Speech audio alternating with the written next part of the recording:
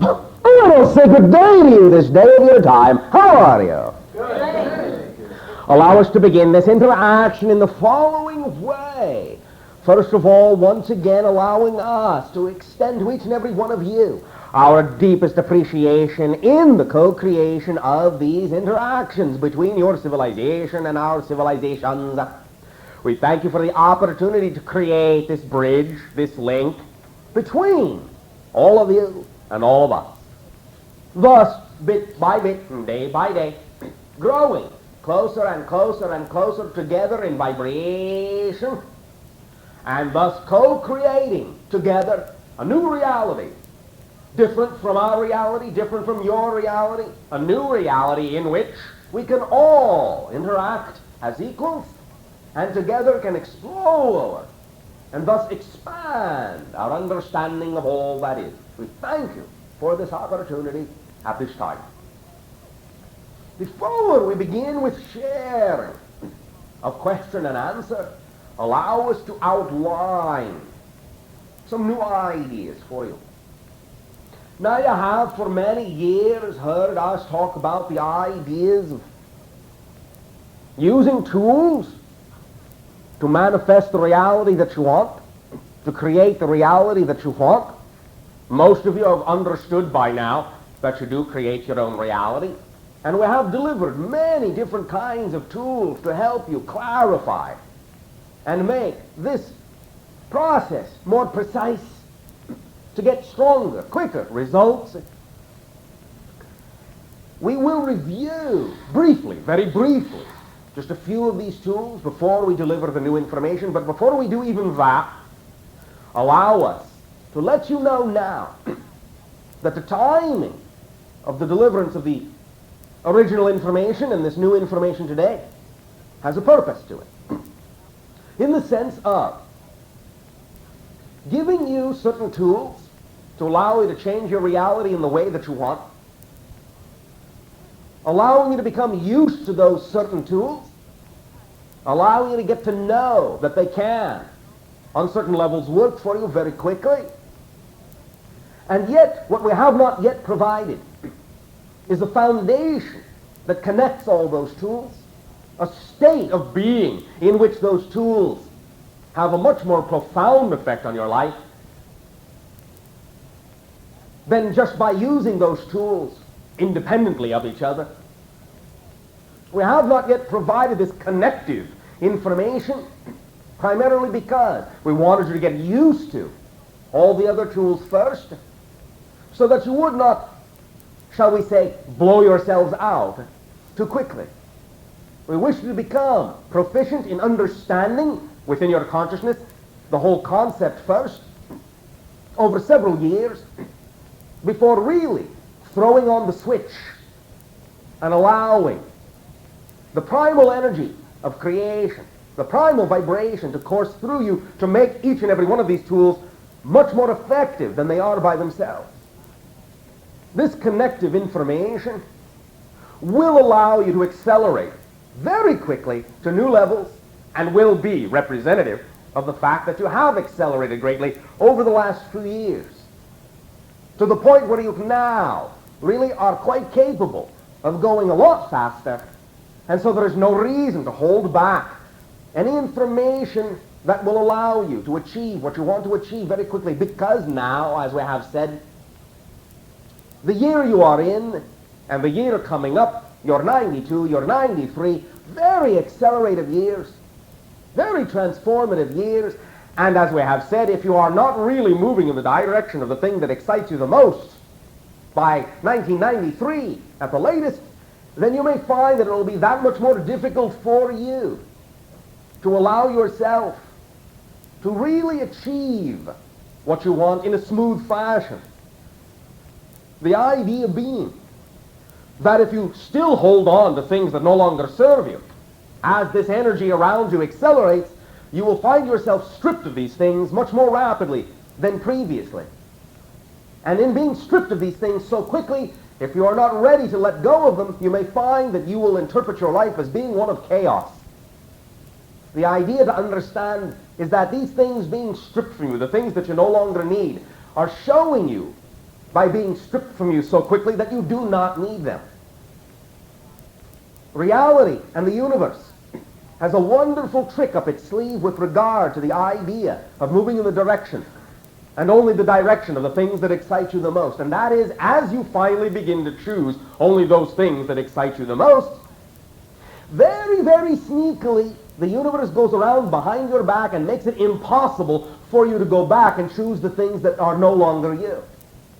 It actually removes the ability to go back and choose those things, to fall back on the safe things.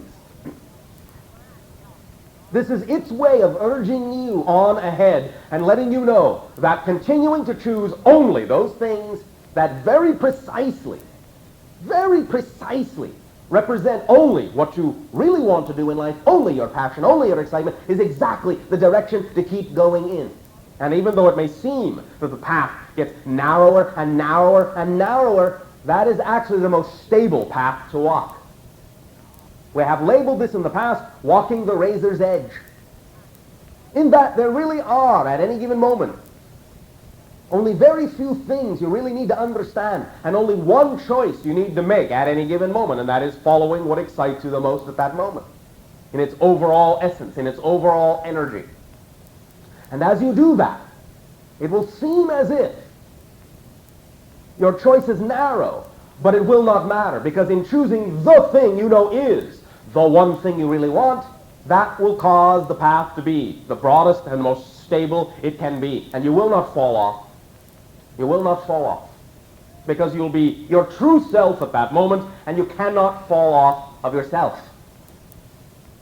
Remember, once again, remember, this whole process, everything that we have shared with you up to this time, and what we will continue to share with you, is simply the process of remembering who you really are and allowing yourself to finally drop all the resistance to your natural self, and to get you to stop trying to be who you are not.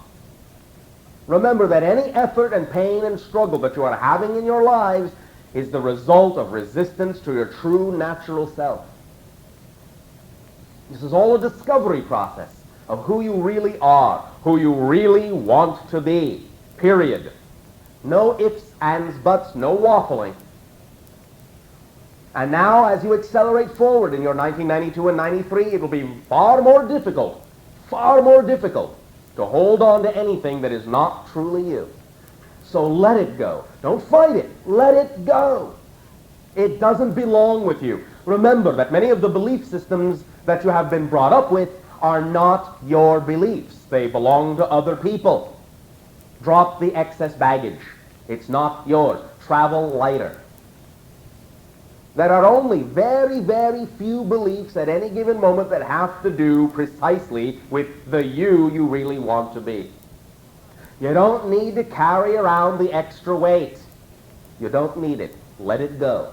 You will travel far faster, and don't be scared about the speed. You'll get used to it. You will acclimate. That is all about raising your vibration. That's what that is for. As you accelerate, as your reality accelerates, if you raise your vibration to meet it, then you will be at equilibrium. And it will not feel that things are out of hand, going too fast for you to handle.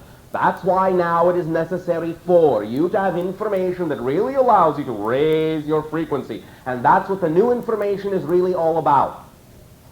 Literally, learning how to raise your frequency to the frequency of your higher self. Because, and here we wish to make a very important distinction. You have heard a lot of talk, both from us and from other entities and from many individuals on and off your planet, about the idea of making a connection to the higher self.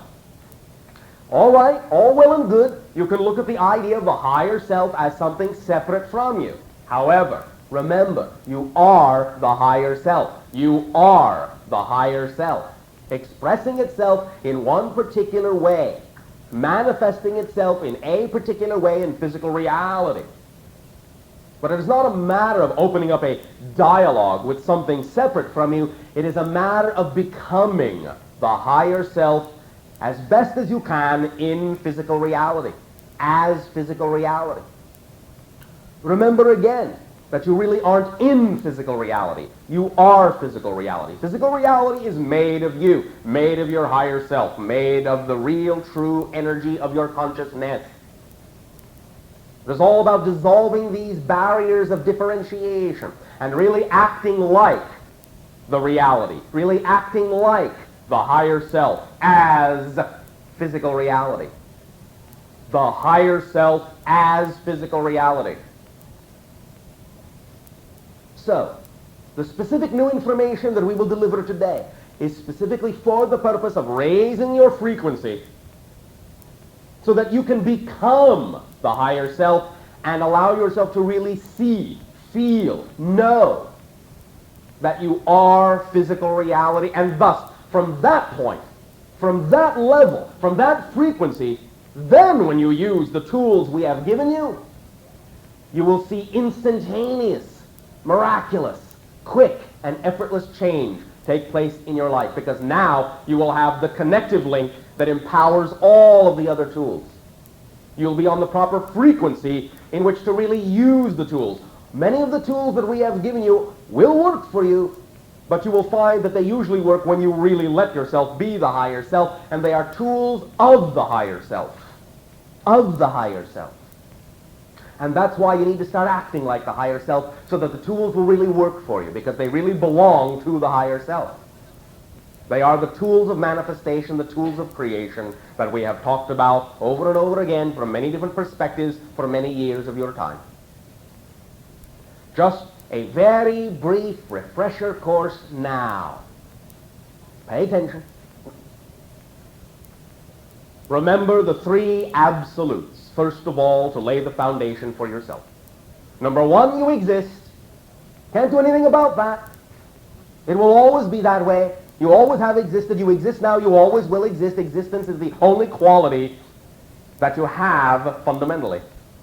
That's it. It's all you know how to do. Exist. You cannot become non-existent, because that's a different concept.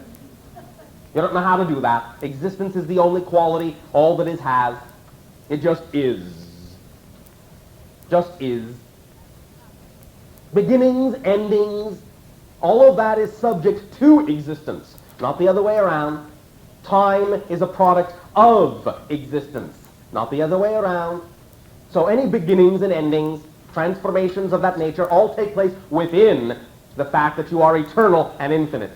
And that is the one thing that never changes. Other than that, change is the only constant there is. Number two, the one is all, the all is one. Law number two.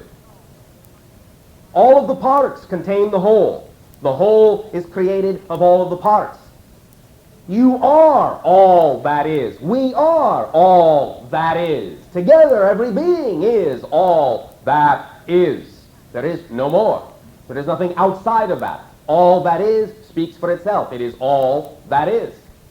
That is creation. Prime creation, God, goddess, if you wish to call it that, does not matter. All that is.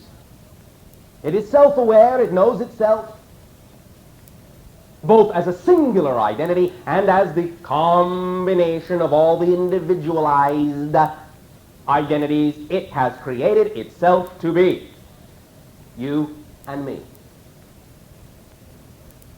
Rule number three, what you put out is what you get back.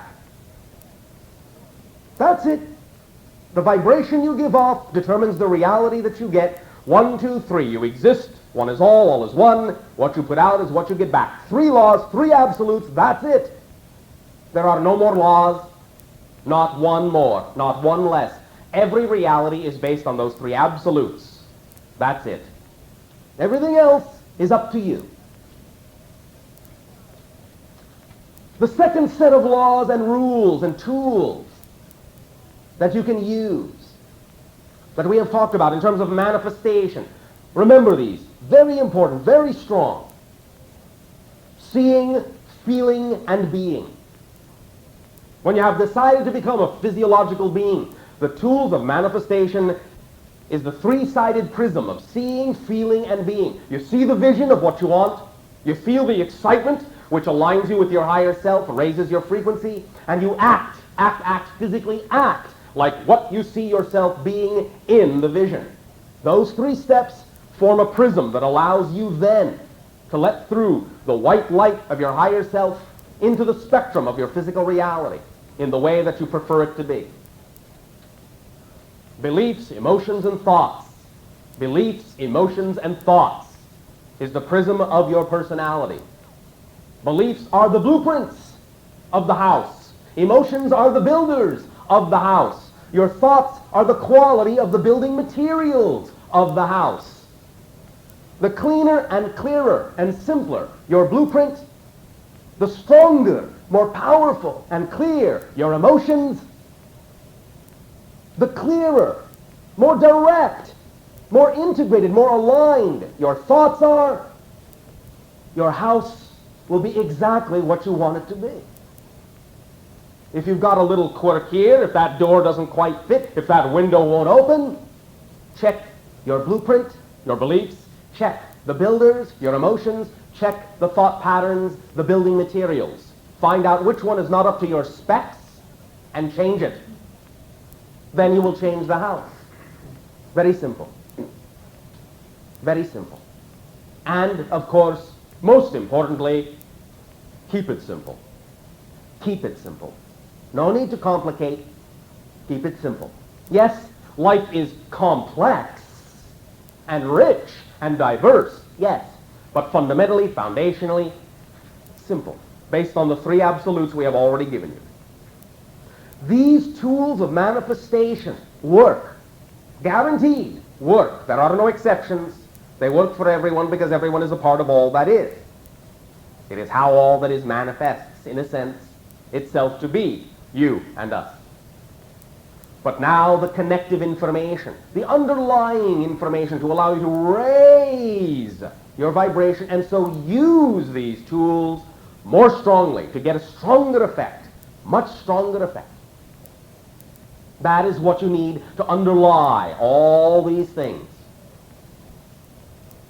2 more refresher courses before we deliver that information. 2 more ideas we wish to remind you of. Remember, along with the 3 absolutes and the prism of manifestation that we have just discussed, remember, you must unlock yourself from preconceptions and expectations. No situation has built-in meaning. All physical situations are fundamentally neutral, empty, blank, devoid of meaning. The meaning you give to them determines the effect you get out. This is based on the 3rd absolute. Nothing has meaning going in. Not meaning to be facetious, but in this way you could actually literally say life is meaningless. There is no meaning to it until you give it the meaning you prefer it to have, or you have been taught to believe it must have. And it is the meaning, positive or negative, and all the qualities therein that you assign automatically, unconsciously, very often, to life that determine the effect you get out of the situation as it comes up. The situation on the surface, no matter how it looks, no matter how you have been taught to think it means, doesn't mean anything until you decide what it means. Your decision is the creative act. Your decision is the creative act. It's just a neutral prop until you decide to assign meaning. Become conscious about what meaning you are assigning, and you will see your reality reflect that meaning. And the final briefing, the issue of trust. Remember that you are always, always, always in trust. You do not have to learn how to trust something 100% to get it to manifest. You already trust 100% of the time. Doubt is not a lack of trust. It is a 100% trust in a definition of reality you don't prefer. That's all it is. You are never without trust. Never, never, never, never, never. So trust is not something you have to learn how to do. You just have to learn how to direct your trust in the direction you prefer. That's all.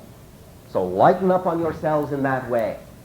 Do not be too hard on yourselves. Love yourselves unconditionally. Unconditionally. And should you decide to choose a manifestation or create a manifestation that you do not prefer, all right, acknowledge it. Acknowledge it. It's my creation. Why would I have chosen that? What does it reflect to me? What kind of beliefs would I have to have in order to have created this? Use it. Do not deny it. Do not push it away. Use it. Because you only have the energy you are to create your reality from. You cannot find other energy. You use your energy and change what you don't prefer into what you do. You don't get rid of that and bring something new in from some other mysterious place. You use what is there in your life and change that into what you prefer it to be. That's why you must live in the moment. Stay in the now and trust that what is going on, even if you don't prefer it, is what needs to be there to show you what it is you're doing, so that if you don't like it, you can change it. Use your reality that way as an instructional guide. Let your imagination be your guide, and that is the easiest way to allow your guides to be your imagination and speak through you that way. All right. Enough of a refresher course. On to the new information. Erika. Will you be so kind as to grab the stack of cards to the channel's left, keeping the top card on top, standing off to the side on the floor, and taking that top card, which is face down, and holding it up for all to see. It says, all together now, the keys of Ascension. All right. This is what we choose to call this particular tool now, the underlying and connective tool to raise your vibration so that you can use all the other tools much more strongly. The keys of Ascension. All right. Now, you may put that card on the bottom and take the next top card. Now, this will give you a general understanding of the levels of different keys in this process. You don't have to remember them all right now. It is just for your information so you understand the basic structure of what is going on and understand that this is a real physiological process that you are going to be going through when we do the meditation later on at the end of this interaction. Right now, this is for your intellectual digestion.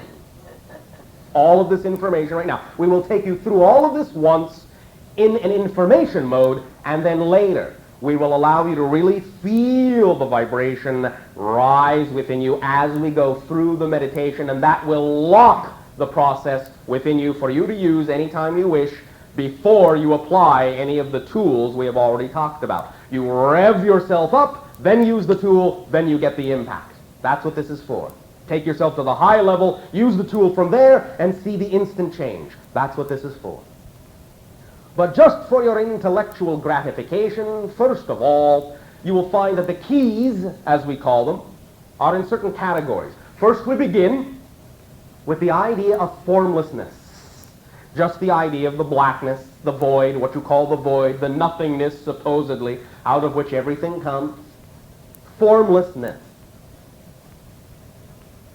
Then it goes into the quasi-forms. Quasi-forms. That which you might understand as single point space, linear dimensionality, and planar dimensionality. Then the protoforms. That which you would understand as your third dimensional moving into fourth dimensional reality. Then the hyperforms, going into the fourth dimensional realities of your being, which is where you are heading now. Then the omniforms, going into higher states of dimensionality, fifth dimensionality, non-physical dimensionality. Then in that sense, the transformatives, which allow you to go beyond the concept of dimensionality altogether and take you back full circle to what you would perceive in general as formlessness, but which then actually becomes the concept of formation or information or pure information itself. Now, this never actually goes full circle back to formlessness. It always goes back to the first quasi-form, which allows you to see that this is actually not a completely circular idea, but an actual spiral idea. Never goes quite back, but always a little bit this way, and then a little bit this way, and a little bit this way, allowing you to create the spiral of growth and spiral of acceleration. Never back to true formlessness, because once you have been through all of this, even if you go back to what you think is formlessness, it is still a different kind of formlessness because it has already been through the experience of all of this and contains a nugget or a seed of information to allow you to build on the next level. Now then, the first quasi-form, out of the formlessness comes the point. Simply that which expresses itself as not really true dimensionality, non-dimensionality, all things in one spot, what you might generally have referred to as that condensed state, that infinitely condensed state preceding what in your reality has been interpreted as the Big Bang. The next, as you understand dimensionality, moves into a line. Quasi-form number 2, the line. Yes, you are doing just fine. You are doing fine with the line. Yes. This is the second dimension that needs to exist as the universe in that sense expands itself linearly. And then, quasi-form number 3, the plane. Moving out from the line then this way or this way, doesn't matter, but only in the planar dimension. Creating the structure, creating the template, creating the forms that divide all the different dimensions, the thresholds between dimensions, the vibrational thresholds. This all precedes what you understand as third-dimensional reality. Now we shift from the quasi-forms into the proto-forms, the first one being the cube. Now, we are also dealing here, now that we're in third-dimensional reality, we're also dealing here with 4 different parallel tracks. The form itself is represented, in this particular case, by the cube. The chakra on the body, that is the root chakra. The color that is representative of this idea, the red vibration. And also, we are beginning to explore all of the senses that you possess. By the way, there being 7 senses, not 5. The first sense here then being the overall sense of touch, the basic vibrational sense. So, as we go through this and the next 6, a total of 7 middle keys, these will be aligned and corresponding to the keys, to the colors, to the chakra, and to the senses. And these 4 parallel tracks will be raised in vibrational status all the way up together.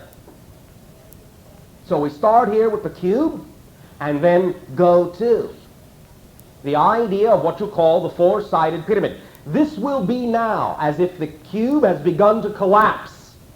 What you will begin to understand is that the first 3 protoforms will actually be decreasing. You will be, in a sense, shedding the idea of mass in raising your vibration. So the form will actually become more compact, as you will see, from the cube to this, the 4-sided pyramid, and also its attendant orange color, its attendant hearing sense in this way, and the idea of the stomach chakra, the belly chakra, and then to the next and third, final protoform, the tetrahedron, the 3-sided pyramid, again collapsing. Once again, further down, shedding more and more mass, becoming more concentrated. Also you see its attendant color and chakra and sense. And now, shifting into the hyperform of taking this tetrahedron and doubling it Now you are getting the reflection. Now you are getting the polarizations. Now you are getting the astral or etheric doubles of these things, and they will start to build back up. Going to the next, you now have the octahedral structure. Now this is a very critical point as well, for this is also representative of a balance point and a turning point with regard to the sustenance of your physical form itself, and this has to do with breath and oxygen, oxygen being the 8th element in that sense. Very key, and has a lot to do with the idea of transforming disease and allowing yourself to be balanced and centered in life. Now, moving on up, this form is basically called a tesseract or a hypercube. And what you are seeing here, for those that are not familiar with this particular form, is actually a third-dimensional shadow of a fourth-dimensional form. What you are seeing is not literally just the idea of a cube within a cube, but it is as if you had a cube, and looking in each side of the cube, you saw a different cube. So this cube contains completely different cubes all overlapping, but the only way to represent that is in the following diagram, which is simply a shadow in three-dimensional terms of a true fourth-dimensional structure in which one thing can actually coexist inside something else or pass through something else. This is the etheric or astral state in that sense, and is connected to the third eye, which is also connected to the true sixth sense of direction or orientation that allows you to perceive into different dimensionality. That is your true sixth sense, and is governed by the substance magnetite in your sinus cavities. This is simply also the sense of direction following the electromagnetic lines of your planet that animals use to navigate themselves around your planet, and what gives you your sense of direction when you allow yourself to have one. Now, moving up into the omniforms. This is the true representation of the key of the crown chakra. It is a rotating torus or a donut shape that is rotating not only this way and this way, but also within the donut this way and this way.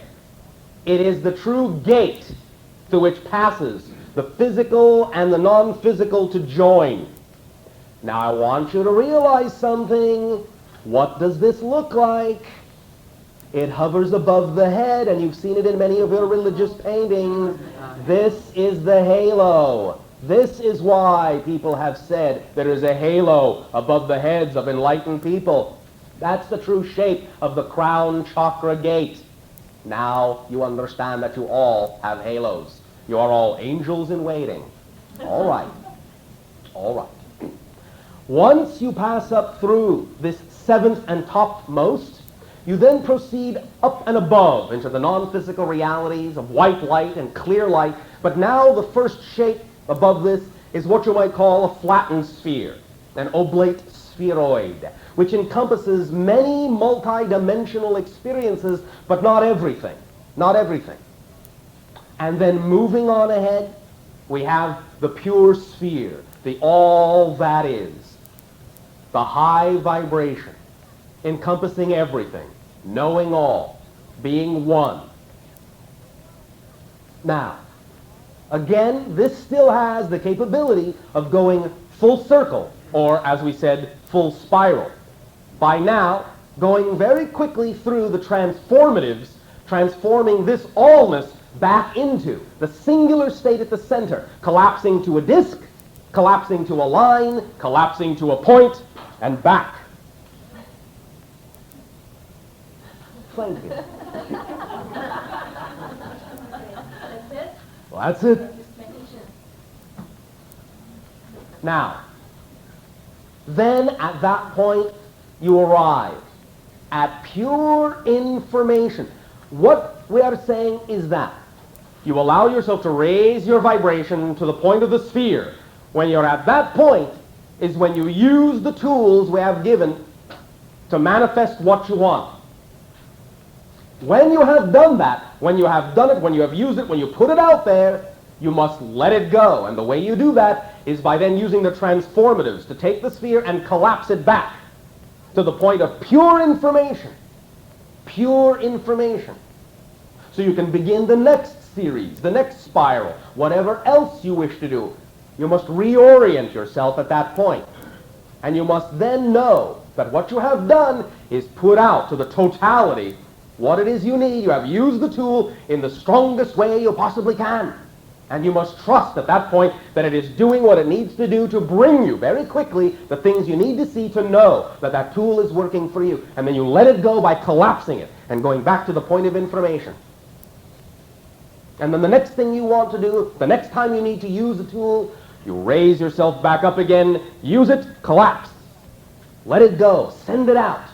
Burst of energy, explosion of creation. What you are doing is actually creating the entire creation all over again. The Big Bang all over again. Every time you do this, within your personal, universal reality, each of you is a Big Bang unto yourselves. Exploding, expanding, being, collapsing, exploding, expanding, being, collapsing. Learning how to use this tool as you will when we go through it in the meditation will change your entire vibration, will change your entire, eventually, cellular structure, will change your entire genetic structure, everything. Believe me, this is stronger than you think. It will actually literally start to transform you physiologically. And that's why we have waited until now to deliver this, because it is a live wire. And you needed to have the proper insulation, the other tools, before you can handle this, because this will change everything about you. Nothing will be left the same. Now, we will get into that later on. But for now, let us explore and examine some of the notions and creations that you contain within you at this time.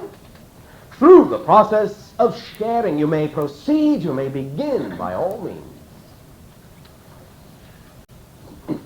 Is this on? Okay. Hi, Bashar. And good day to you. It's nice to see and hear you again. We are excited to interact with all of you. Well, I have a question about Ascension, so it's pretty appropriate. All right. Thank you for the synchronicity. Yes. Well, I think I'm going to reformulate my question because of all the different things you were just saying. It's kind of appropriate. All right. The process of Ascension that we're all hearing about right now. Yes. Is there certain energies that are coming through from another area outside of our existence and on this planet that are directly affecting us at a cellular level? Yes. And our DNA level? Yes. Okay, and is this creating this change of cells in our body is happening, and is it happening to everybody, even those people who maybe are not quite ready for it? At different rates, to some degree, yes. Although some of the transformations in certain individuals will not be sufficient to take them to the same places that it will take other individuals. But everyone will ultimately fall into the proper slot of the vibration that is representative of what they are giving off. So for those people we are all going through an ascension process right now. Some of us are maybe midway or different stages or levels of ascension. You're all proceeding at your own rates, and yet together you're all moving up. But various individuals may resist it and may, in that sense, then, by creating a certain vibration within themselves, through this process of resonance or harmonic vibration, will simply determine for themselves what area, what reality they wish to remain in. And others will go on to other kinds of realities, and then the two will never see each other again. That's exactly what I wanted to ask about. Yes. What will happen That living is what here will on happen. this planet? You will think your world is changing. You will simply start to interact only with the people that start to resonate at the same vibration. You will simply wonder what happened to all the other people. You've never seen them again. They will simply have shifted themselves to other dimensionalities, but you may not necessarily intellectually know that. You may just think you're not running into them anymore. But you will actually be walking in different dimensions and simply will not have the capability of running into each other anymore. Is this going to be happening quite quickly within the next 5 years or 2 years? It will accelerate greatly in your 1993 and will continue all the way up through your year 2000, yes. By 2011, 2013, the reality will be completely defined. It's kind of mind-boggling. That's the point. Your mind is supposed to be boggled so it doesn't get in the way. Well, I'm very excited about this meditation you're going to give us for... So are we. Yes.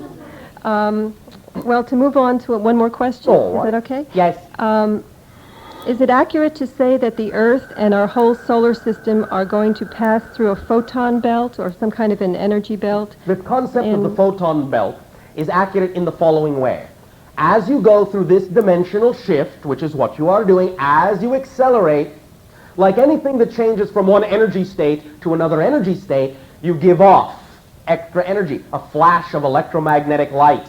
That is the photon belt. It is the threshold, the barrier, in a sense, not only through which you are passing, but which you are actually creating with the collective consciousness in its transformational state. You are being bathed in your own light.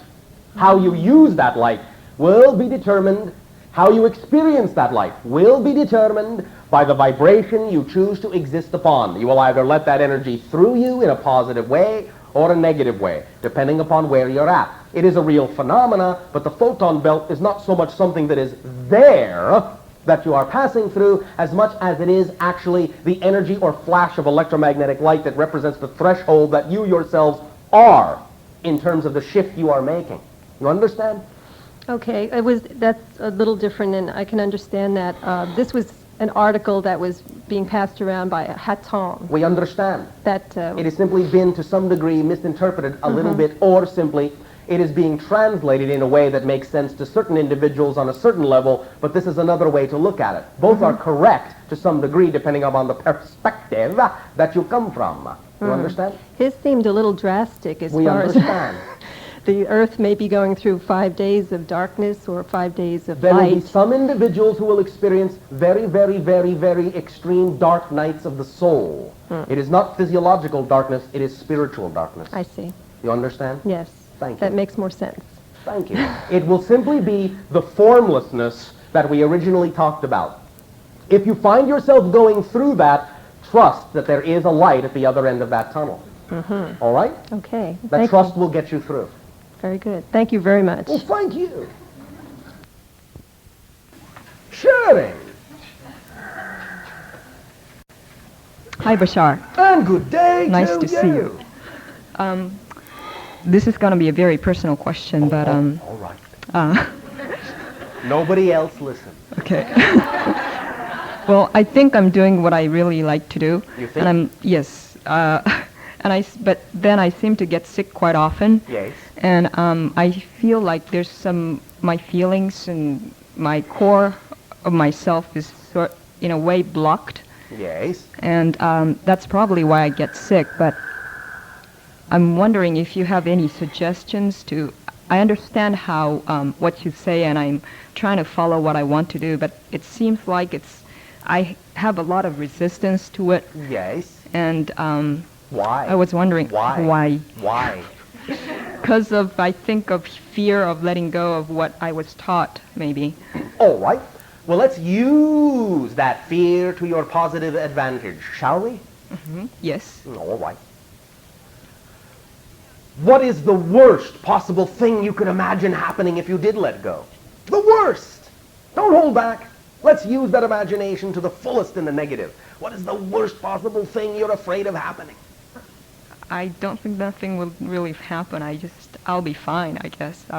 You guess? I'll be fine. Are you sure? Yes. How do you know? Because I will go through some embarrassment and some conflict. Why? Because I have this beliefs from the past. Whose that, beliefs are they? Probably my parents All and other right. people's. All right. Why do you hold on to them? How do they serve you to hold on to them? How does it serve you to hold on to them? Are you entrusted with these beliefs? I think a sacred trust that you must bear with you and carry from generation to generation? Well, intellectually, I understand that that won't serve me in any ways. Intellectually? Yeah, but it seems like there's some on emotional level, I seem to have a hard time overcoming it or just letting go of it. Do you allow yourself freedom of emotional expression? To myself, I think I do, but I have a hard time doing it. I'm going to take that as a no. Okay. Would you like more freedom of emotional expression? I do. You would? Yes. All right. What would be the first free emotional expression you would like to have if you could have any emotional expression at all? At the beginning of this session, I felt quite a lot of emotions, and I felt like crying. Yes, and did you? And did you? A little bit, but not very openly. Why not? More embarrassment? I guess, yeah. All right, don't guess. You know. You don't have to guess. Right. All right. Embarrassed because why? Because people would know you are a feeling being? Mm-hmm. Because people would see that you are releasing old ideas? I think, yes. Because people would judge you for doing that? I think that's all the past beliefs, but that's what's binding you me. must remember something. Mm-hmm. You are creating those beliefs now. By doing it. They don't come from the past, they come from the present. You may be making an association to the past, but they don't come from the past. There's no bind on you, no hold on you from the past. Everything that's happening to you is happening within you right now, from you. You are creating the association now. You are creating the restrictions and the limitations now. You are creating those beliefs now. If you don't prefer them, you do not have to keep creating them. It doesn't matter who gave them to you. You had to create them in order for you to experience them. No one actually is capable of giving you literally their belief. You have to create your own version in order to experience it. So what you are dealing with are your beliefs. Really, not their beliefs. They may have given you a guideline to follow that you don't prefer, but you created the belief that is limiting you.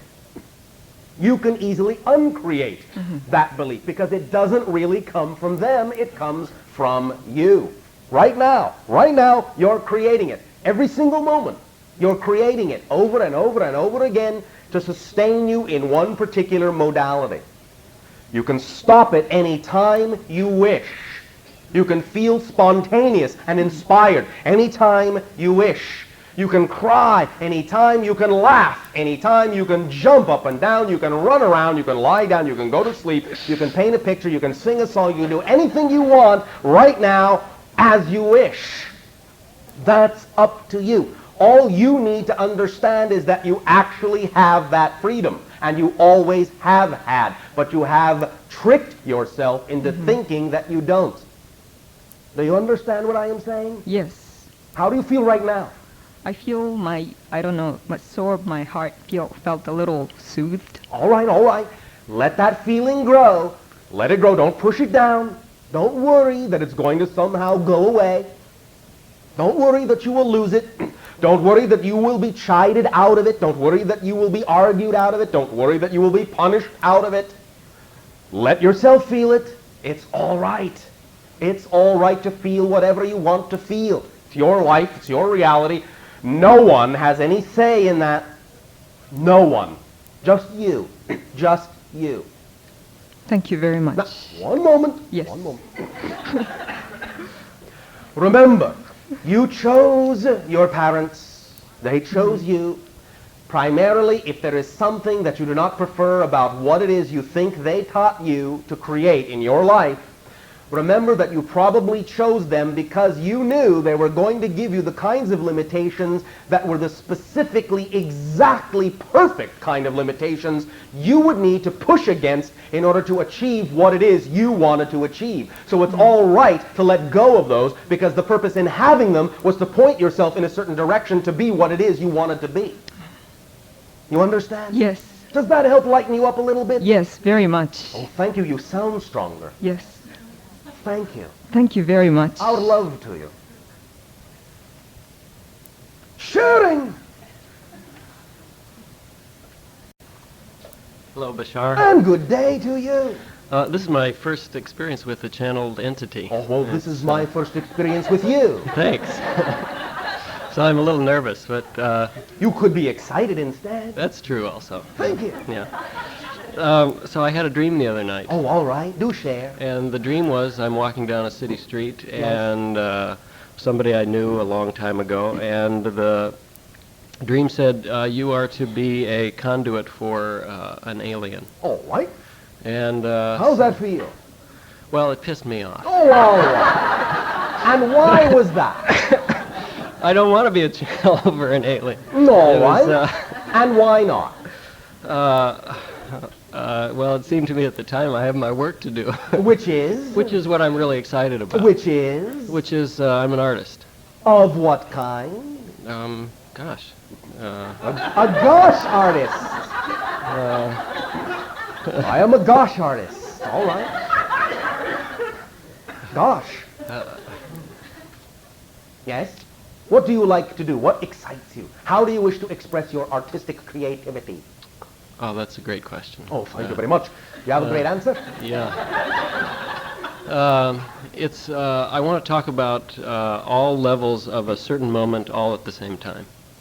This is how you wish to express your art? Yes. Holographically? Yes. Thank you. Do you experiment and explore with the concepts of holograms themselves, or do you simply represent this in some other form of art? No, some other form. Such as? Such as working in different modes. Sometimes I'll work on a thing that will take me days to work on, and other times things that will take 30 seconds All to right. make. So they feel like different parts of the mind. These are channelings, of course. You know that. No, I don't. Understand that the fundamental mechanism of a channeling is simply allowing anything you love to do to come through without hesitation. Well, that's true. Yes. It doesn't have to be another entity, such as myself, for you to be channeling your full self. You understand? Yeah. You are channeling. Anyone who is artistically creative in that sense, or gives over to any form of artistic or creative expression at that moment, if they're doing it without hesitation, without doubt, in full love, fully involved, fully occupied, fully creative, is channeling. In the fundamental meaning of the term. Being more of their total self. In that sense, channeling their total self through to the physical reality. Yeah, You understand? I do. Now, in that sense, therefore, well, let me back up a little bit. Let me ask you a question, if I may I? Yes, Thank please. you. What do you feel or desire that your art do? Or what kind of effect do you desire it have upon people? Or upon yourself?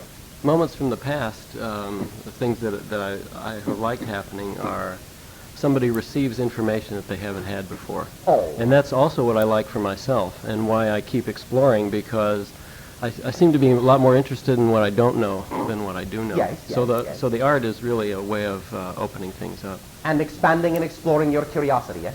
Yeah. All right. Very much so. And to what end does this information then get used? Does it simply add to the overall ability that then people have in life to choose different things and to create the realities that they want by receiving more of this information? I think so. I think it's, I've often seen it as it comes through, it's like a navigation point. A navigation point. Interesting term. Why would you choose that term? Well, as you go through life, you come to different moments in your life, nexus, and oftentimes a really good piece of art will help focus your attention. so that you know where you are and know where you're going. And this to you feels like a navigation point. It does. Well, thank you. Very interesting. You are the alien you are channeling. You have your own extraterrestrial connection. It is not anything being pushed upon you. You are simply choosing to assist the transformation of the planet in a way that is specific to your understanding, not only in this life, but from other existences and connections that you actually have in other civilizations. The idea of using the term navigation point implies that you understand the vibrational essence of navigation as we operate our spacecraft, which means you probably are connected to being a pilot yourself. You understand? I think so. All right. Navigate in whatever way you wish, but that is the simple meaning of your dream. You yourself are simply bringing information through from other dimensionalities. It is not something that means you have to change your identity, and that is really not what is expected at all. In fact, that would be counterproductive. Be your true full self. You are really doing what you need to do, but simply stated, you are the alien that you are channeling. So that's what was pissing me off in the dream, is that I didn't want to be something else. I Correct. wanted to be What you are recognizing is the level of integrity that you have decided to have to make sure that you will stay firmly grounded even while bringing this information through. It is simply that it was the timing to give you the recognition that you are connected to more levels than you may have realized, but not to in any way, shape, or form imply that you must detach yourself from the task at hand that you chose to perform. Your anger was simply a momentary natural anger that allowed you to align with your original purpose of why you are doing what you are doing. Oh, that makes a lot of sense. You understand? I do. Thank you very much. Thanks. Sharing!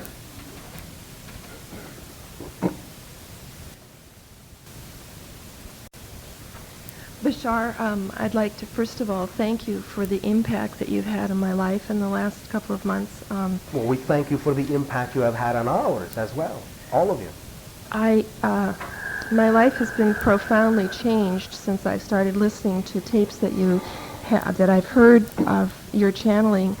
And Well, thank you for profoundly changing your life. I have a dilemma. Oh, how exciting! Thank you for sharing your dilemma today with us. What is it? I've been looking at the idea of following the excitement, and I found that I'm excited about everything.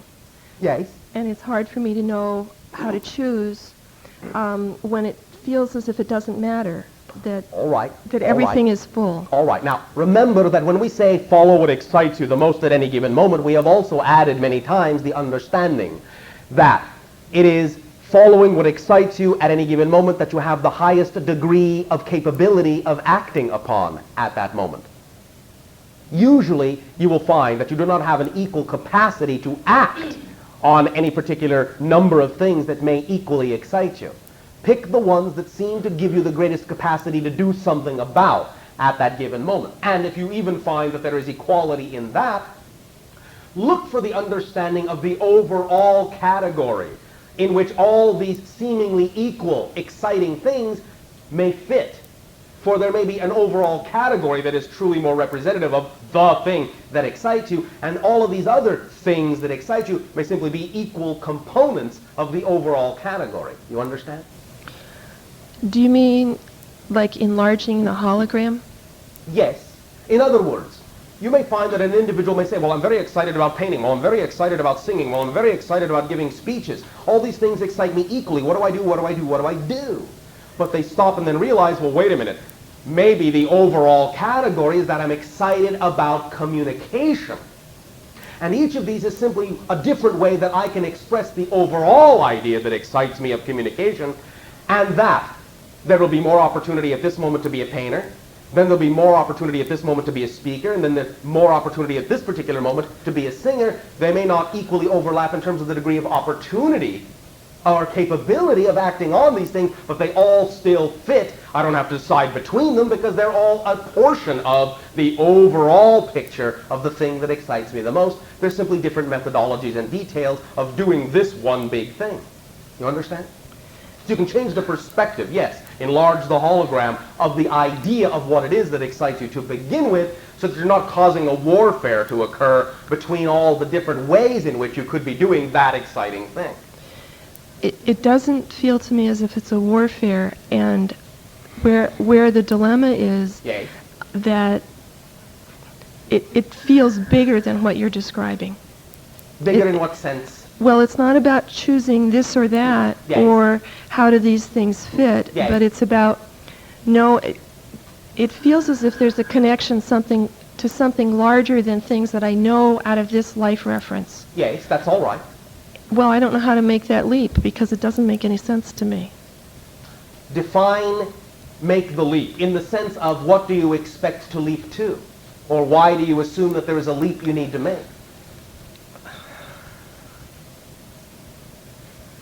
There's nothing... No, that doesn't make sense either. Wait a minute. It's not something that I can explain, Bashar. That's the dilemma. It's a feeling that I have about a movement to a kind of service that's operating from something different that I've done all my life.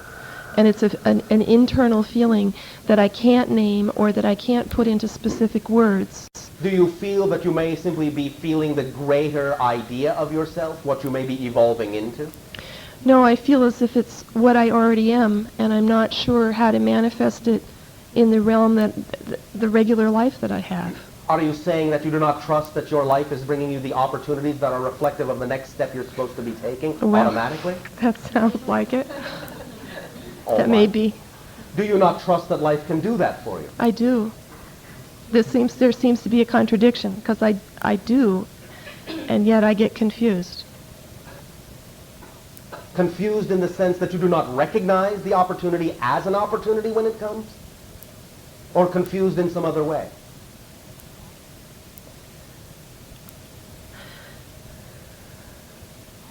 I think I get afraid of the degree of abundance that I'm experiencing. For what reason? I'm not sure. You don't think you can handle it? You think it's something that you might lose? Something that perhaps is Oh, not... one moment.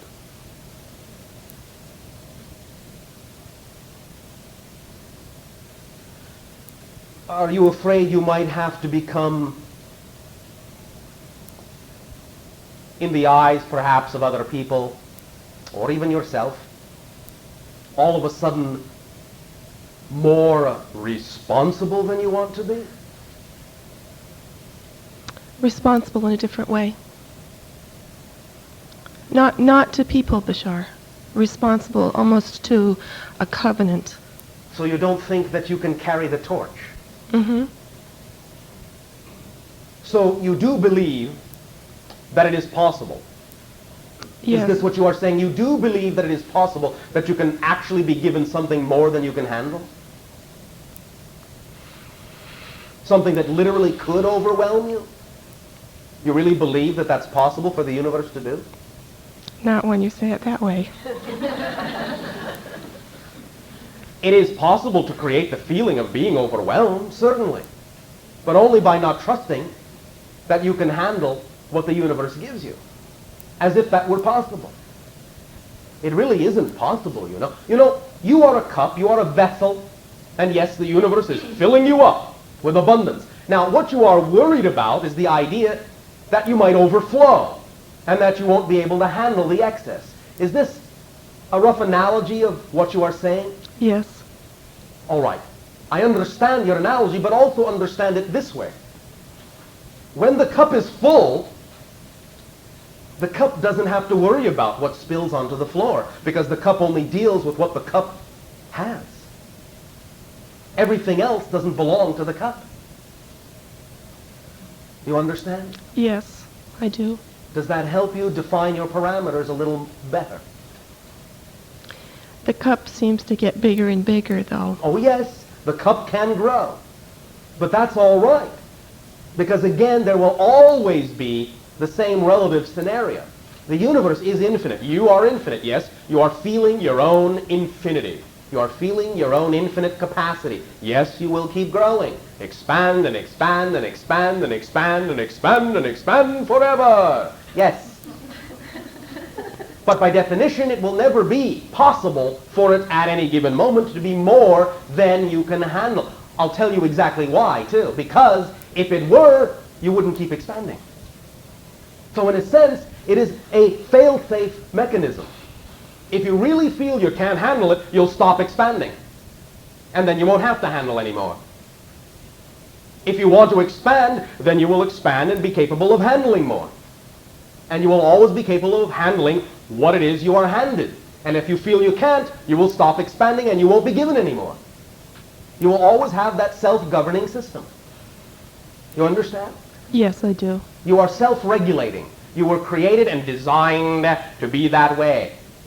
Self-regulating in that sense. Again, remember, the universe does not do pointless things. So if you feel that you are expanding and can handle no more, everything will stop at that level. The only thing that makes it feel that you may have to handle more than you're ready to is because you are worried that the universe might not be hearing you say enough, enough, enough, enough. But you are that universe. You are self-regulating. You will hear yourself. You will say, all right, wait a minute, stop.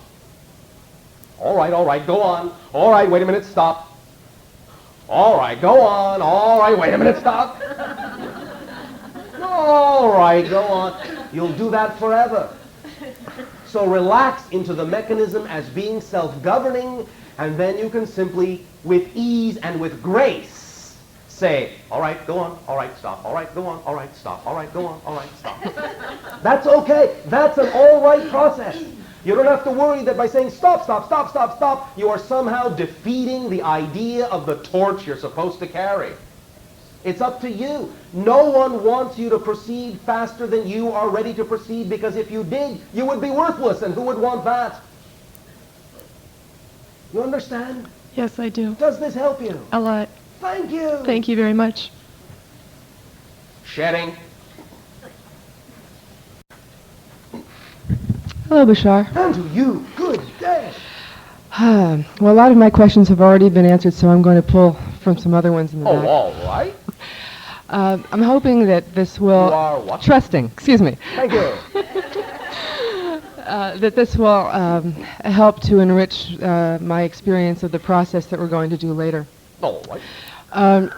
What I really want very much is to become more consciously aware of myself, as you talk about the higher self, you know, Yay. my awareness of who I really am. Yay. And in meditation and Yes, the in keys of ascension will help you in that sense, yes. well, in the But there past, is also one other technique, if I may interrupt you, which can help you very strongly if you have not heard of it. It is called the periscope technique. I've heard you mention it, but I need to be refreshed. All right. Do you want me to refresh you now or wait until you are done? Why don't you wait till I'm done? All right. Okay. It's hard enough for me to keep my train of thought. Okay. Well, just follow the track. Okay.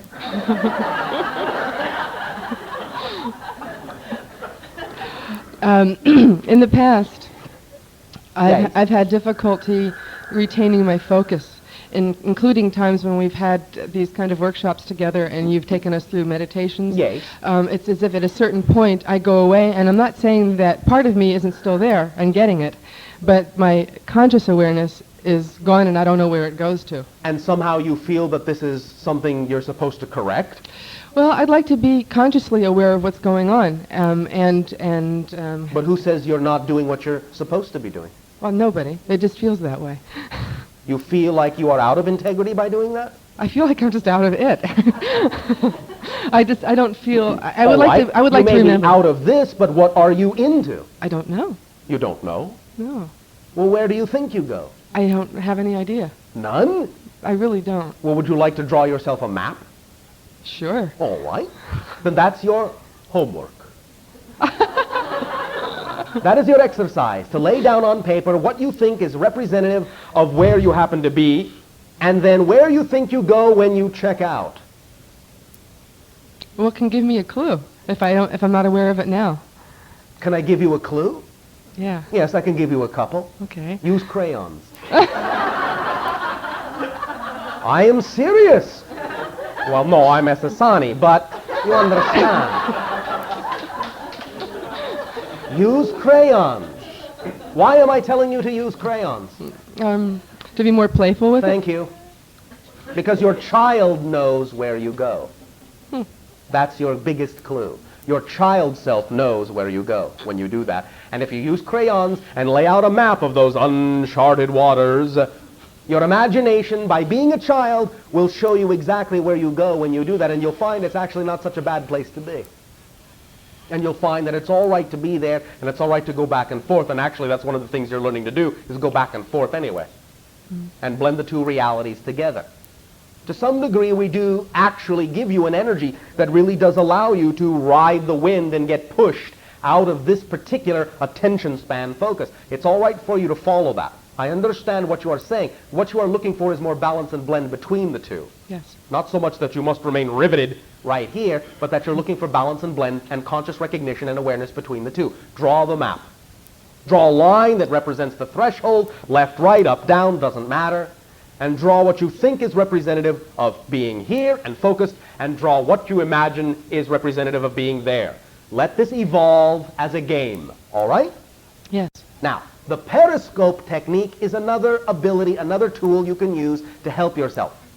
And this goes this way. All of you can use this. It is another idea of knowing you already are the higher self. Many of you have looked into either a toy periscope or a real periscope, so to speak, where you know that as you look in the periscope, you have a mirror here and a mirror here, and it lets you see what's over the wall or underneath this or around that without actually looking. You understand? Yes. You are seeing the image in the mirror of what's around the corner, yes? Yes. All right. Remember how that feels to see an image in front of your eyes that actually isn't what's in front of you. That it actually is representative of somewhere else. Remember how that feels, and apply this to physical reality in the following way. Pretend that you are, when you look around in physical reality, just the bottom end of a periscope, and that the scene you're actually seeing is actually in a mirror up here in front of the eyes of your higher self. And that you're actually using your physical body as a periscope, sticking it down into physical reality and looking around. But that the scene you see in front of what appears to be your physical eyes is actually in a mirror in front of your higher self, non-physically. You understand? Practice that technique of pretending that what you see is in a mirror and that you're actually up above the physical reality, seeing that image of physical reality that's down there, and that's where your physical self is, but that you're up here looking at physical reality in a reflection of a mirror, and see if that doesn't start to reverse your sense of where you are. Really where you are. You understand?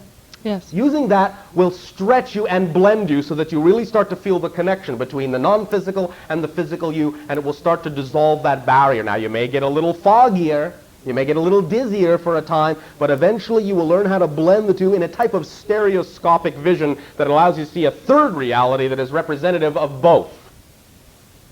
You understand? Yes. And Yes. I know better than to say but. Too late.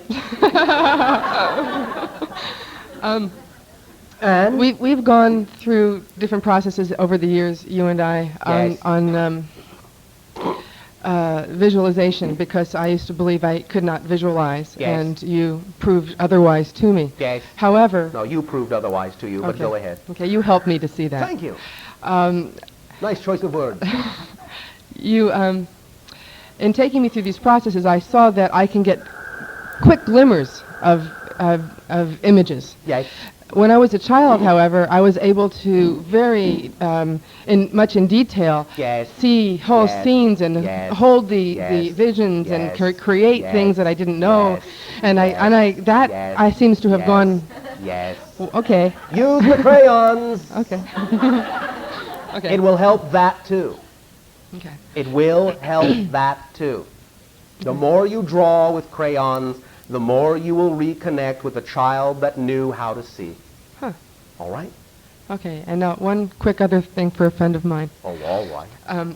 I have a friend who's been very sick for a couple of years, and even though she's aware of your information and tries to utilize that in healing herself and seeing how her illness is serving her, Yes. it doesn't seem to be. It's not helping at this point, and she's beginning to get just frustrated and sick and tired of being sick and tired. And I was wondering if you could. Sick and tired of being sick and tired. Yeah. What is the nature of the dis-ease? It's called chronic fatigue syndrome, where her immune system seems to have kind of given out and she gets ill all the time and has no energy at all.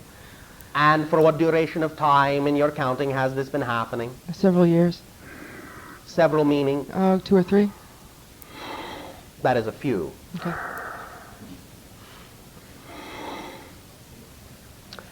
One moment.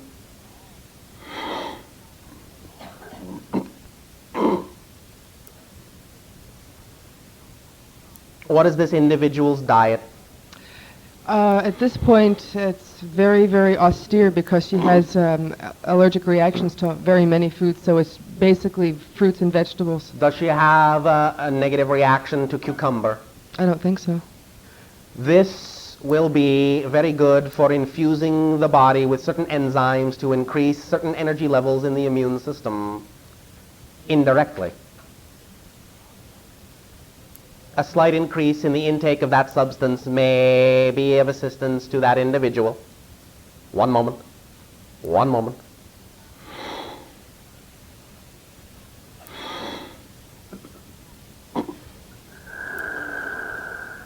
Many individuals also who go through this particular series of symptoms are actually reconstructing their lives, going through major changes, and it is simply necessary for them to go through it so that they will come out the other end a completely different person. It is simply one way that people have of doing this. Other individuals choose to do this by going through accidents. It is a profound change taking place within this individual. It can be rebuilt over time, but it may take some time, yet maybe still another year or two, perhaps. But in time, it will rebuild, recrystallize. Another technique, if she has not used this, will be the idea, again, of seeing herself as made of electromagnetic light, blue-white light, and recrystallizing, dissolving her body down into that electromagnetheric liquid and recrystallizing it in a new form. Doing this 3 times a day, 10 minutes each time, 3 times a day, 10 minutes each time as a meditation will help infuse her body with new energy as well, and may allow it to take only 6 months for regeneration. You understand? Yes. Thank you. Is there any reflection as to why she's, how this is serving her? I mean, We have already said oh, that. you mean She is rebuilding, okay. reconstructing herself Okay. by tearing down old ideas in this way, leaving her at some loss without some foundational principles, but she will re-plug them, reconnect them back in over time by using the technique and the intake of that cucumber substance. She can reduce the amount of time from 1 to 2 years to 6 months. Thank you very much, Bashar. Thank you. Sharing. Hello, Bashar. And to you, good day. I'm really grateful to be here today. I came across your book about a couple months ago, and I read it twice in 2 weeks. All I right. really feel like it's a terrific handbook for living. Thank you. And the question that I have is Yes. that intellectually, I really understand that it is totally possible for me to have exactly what I want. Here we go with the intellectualizing again. Right, but the part that I have a difficulty Yes. is taking that to my whole being so that I really, truly, truly believe it. Yes. Well, that's why we constantly stress that one of the primary things that is necessary for you to do that is the action itself. When you see in your mind's eye the thing that is the vision you want, and you feel excited about it, you must actually, literally, physically act it out. You know, let's talk about being a child once again. When you're children, you all know exactly what to do to manifest your reality. You daydream, you pretend. You pretend. You physically act out your imagination. You get excited about it. I am a pirate. I am a space pilot. Zoom, zoom. You understand? Maybe it's difficult for you as adults to understand what I am saying to you because you have all been taught out of the tools of manifestation that you all instinctively understand as a child. But when I say act out your vision, I mean get out there and zoom, zoom. I mean it. Physically act out your vision to the best that you actually can, because by doing that, you will be encompassing the vision, the feeling, and the physical body, and that's what will give you the ability to allow it to integrate into the totality of your consciousness. That's why the physical activity is so important. It locks it in, it grounds you, it completes the cycle. You understand?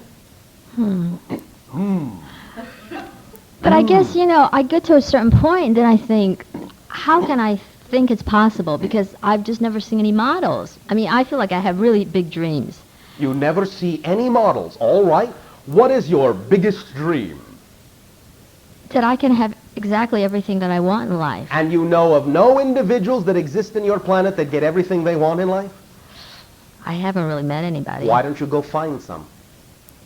Use even someone who is closely representative. Closely representative of that idea. Can you think of any individual who might even be somewhat representative of that idea? Yeah, there's some people that I really admire. Then go talk to them. Let them rub off on you, or emulate them in your own way. Knowing that if you emulate their vibration in your own interpretation, you will be then existing on the same level of frequency that will attract to you the circumstances, the same kind of circumstances they attract into their life to give you the same opportunities to act on them in the same way they do, so you can get the same results. You understand? Yes. Okay. Use the role models that you can, but that's why you are supplied with your imagination, because it is the strongest role model. If you see yourself in your mind's eye doing the thing you say you want to do, all you have to do is copy yourself in that vision and you'll get the same reality. That's the point. That's why it's there. You are your best role model. That's what your visionary capability and imagination is there for. You understand? Yes. But you can't just sit there and go, well, that would be nice. Well, yes, I would be very excited if I could be that me. But I'll just sit here and daydream. I don't know how to be that me. There I am. Look at me. I'm going about excited, doing all these wonderful, fun things, and I'm getting so excited watching myself, but how do I be that me? Do you see the absurdity of this? How do I be that me? All you have to do is watch it so closely that you start acting like it, and then you are that you. That's how easy it can be. You understand? And as soon as you are that you will get the reality of that you, but you must really be that you. You cannot contradict yourself. You cannot see that vision and then act contrary to what that you does. If that you is representative of what excites you the most, you can't see this and act like this. You have to act like this, if that's what you see. And when you act like this, you give off a certain frequency, you attract the reality that is representative of that frequency. Remember the third absolute, what you put out is what you get back. And then you will get the opportunities, and if you act on those opportunities like that you in that vision would act, you'll get the results. Okay, one thing you say is the blueprint, the beliefs, right? Yes. Now, I realize that part of my thing is, I don't have the right blueprint in certain areas. Like my beliefs are not I don't believe it's possible to have it all, sort of, even though I really want to have it all. So, that's a belief which I'm conscious of, but I think this... Whoa. You just told it to me. How can you be unconscious of it? Okay, I said I am conscious of it, okay? Yes. But I think there's lots of other beliefs which I'm not conscious of, which also gets in my way. All right. So what can I do to help myself become at least conscious of it so I can work with it? Be a more expanded belief designer. Say to yourself, all right, maybe, just maybe there are belief systems I have that I am unaware of that might be holding me back. What can I do about that, imagination? Oh, imagination says, why not design a new belief that takes all those unconscious beliefs into account in such a way that, no matter whether they exist or not, they will not stop the new belief from allowing you to do what you need to do. So that the new belief will override all the unconscious ones. Why not design a new belief that takes that into account? Well, And the old beliefs will go away? they will transform. They will come up so that you can become consciously aware of them so you can deal with them. But the point is you have the ability to design a new overriding parameter, a new program that includes the possibility that you have beliefs you're not aware of, but includes them in such a way that you know it will force them to the surface so you can become aware of them, so you can change them. You can create a command program belief that will allow you to know what all the unconscious beliefs are when you need to know them. You understand? Yeah, I understand. I'm thinking, wow, that's neat. And I'm thinking, how do I do that? Well, that's neat, but I don't believe it. Well, how do I do that? I just told you how. Just to create this command belief, and it will You see, you don't think it's that easy. You don't believe it's that easy. All the beliefs you have ever bought into, even the ones you may be unconscious about, were created in the same way. What's so different about this? You just think the other beliefs have more power because you're used to them. That's all. They don't have any more power than that. You created them in the same way. Yes, it's that easy. Just by designing the new belief and knowing that that's equally in effect, it will automatically incorporate all the other beliefs into the matrix and bring them to you in whatever way, shape, or form at the appropriate time that they need to be brought to your attention for you to deal with them in the best possible and most constructive way. You understand? Yeah, that's neat. Yes, it is. That's great. And it does work. It does work. It does work. It does work. Okay. Repeat after me. It does work. It does work. It does work. It does work. Why? Because I've done it before. Thank you. But even more fundamentally, why does it work? Because it does. All right, but even more precisely, why does it work? Louder. Because I say so. Thank you. Okay. Because who else is in charge of you? All right, because I say so, Because and I will make it happen. I say so. Really been like keeping in mind all the time about following my excitement. Keeping it in your mind. While doing it. I have been doing it. Yes, all but right. what's been happening is that I've been doing so much of it Yes. that physically Yes. I'm like, I'm burnt out. No. And I'm trying to understand, how is it that I'm... All right. Remember that there may be a period of time when you are bringing up certain ideas that may be within you and you may be dealing with transforming these things. And your degree of resistance to that transformation is what is tiring you out. Doing what excites you does not tire you out. Your degree of resistance to your natural self in the process of becoming what you want to be is what tires you out. You understand?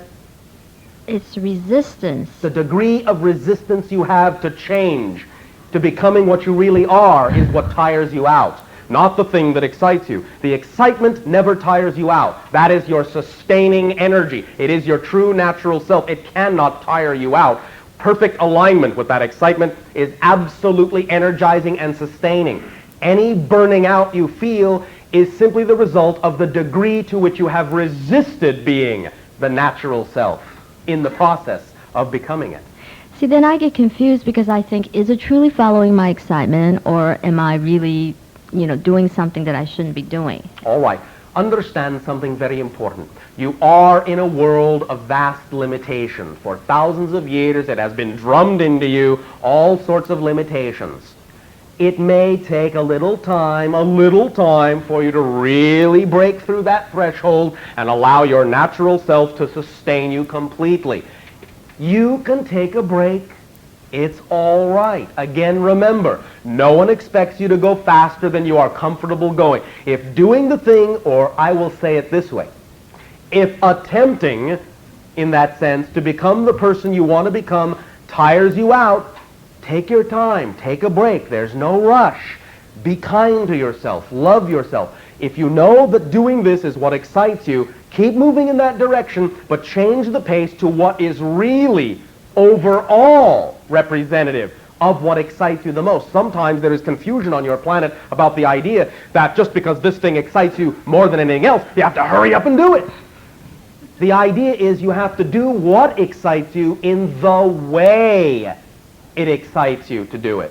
So if for now it is actually easier, more comforting, and more peaceful for you to do what excites you the most at a different pace, then that's the way you need to do it. You don't have to bring assumptions with you that you have to do the thing that excites you at a pace that's not comfortable for you, because then in all reality, by definition, you're not really doing the thing that excites you in the overall sense. You understand? Yes. There's still some confusion. Well, I guess the confusion was I started to almost doubt myself, saying, well, the things that excite me. I started to almost doubt myself. Because I'm thinking, because I'm tired, because I'm getting overwhelmed and I'm, feeling burnt out, is it because I think I'm actually doing stuff that's from my higher self, but it's really from my ego. So therefore, that's why the resistance is happening. So I'm confused whether it's what you said that, I was just going too fast, or whether Let me ask you two questions.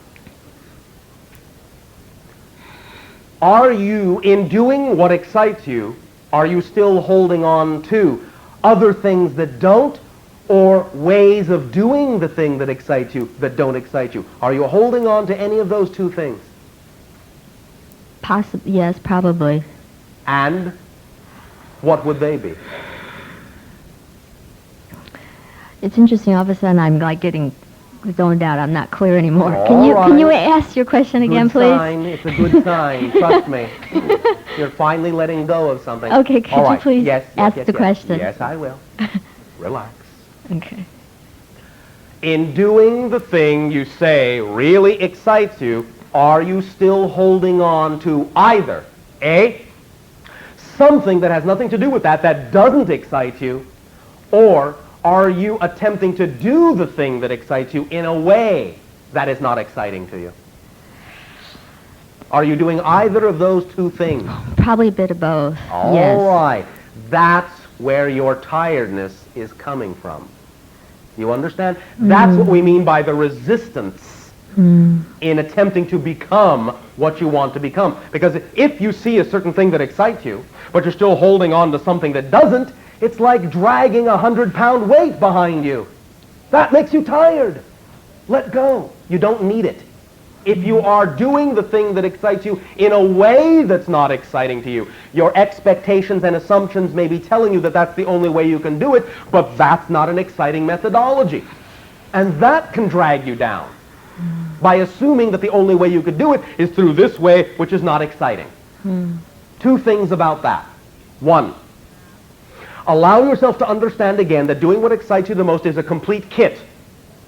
And that means that it will attract into your life all the best ways. If there's something you need to learn before you do this exciting thing, it will attract to you a way that is just as exciting as the exciting thing, because the way you learn how to do the exciting thing is a part of the exciting thing, and there's no reason to assume that what you have to learn in order to do the exciting thing should be any less exciting. Number one.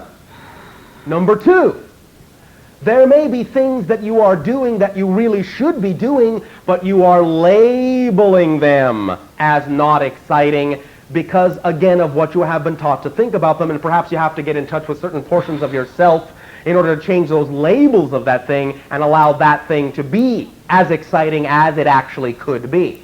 You have to decide and determine for yourself whether you really are doing something in a way that's not exciting, or whether it really is the most exciting way you could be doing it, but that you're labeling it as not being such because of some other idea you have within yourself that you have been taught. When you get in touch with that, you will then understand that there is no reason to do anything that excites you in any other way than the way that excites you, and in any other place than the place that excites you. Very often people on your planet will tell us, well, I really want to do this exciting thing, and I keep trying, and I keep trying, and I keep trying, and I can't seem to do this exciting thing.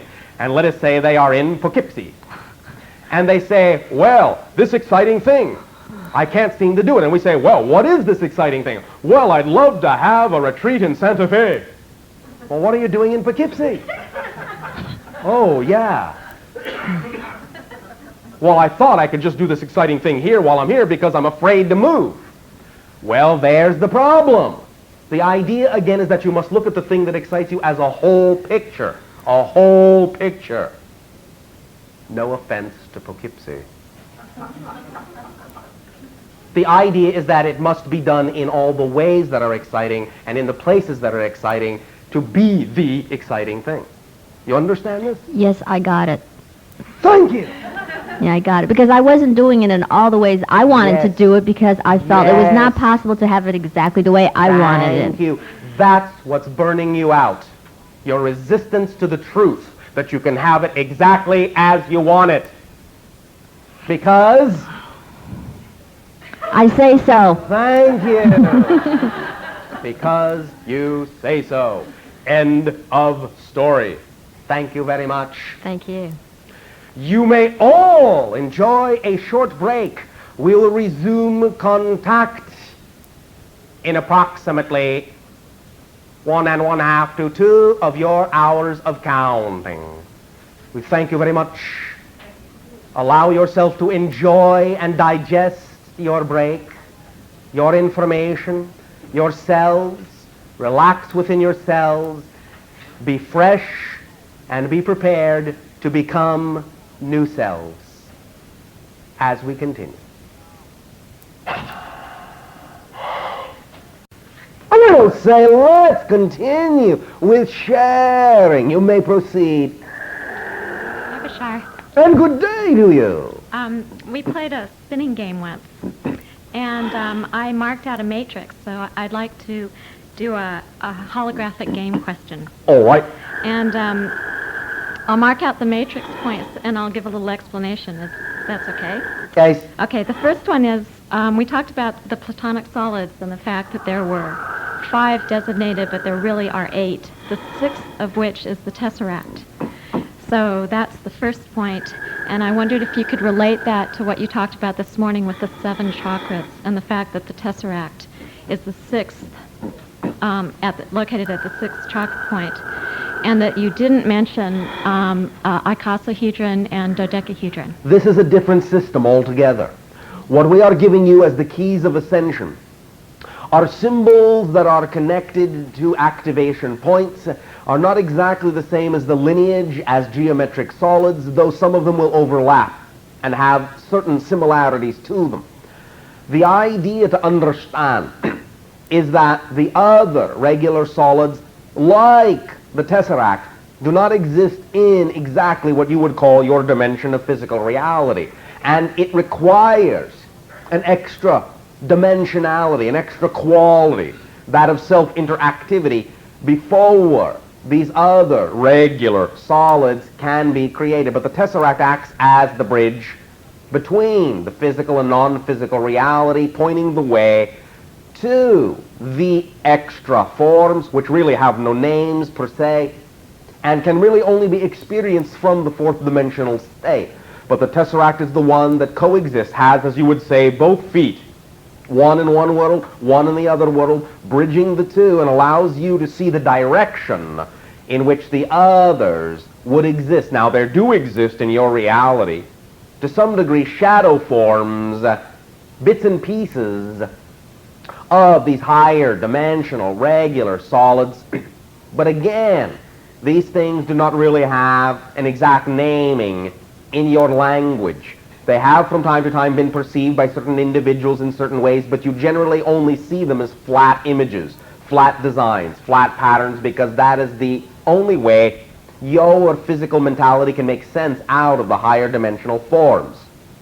The tesseract is the last level on which your physical mind can basically perceive the idea that we are discussing as self-interacting forms, or self-overlapping forms, or forms that occupy, in a sense, the same space as another form, apparently, from your point of view.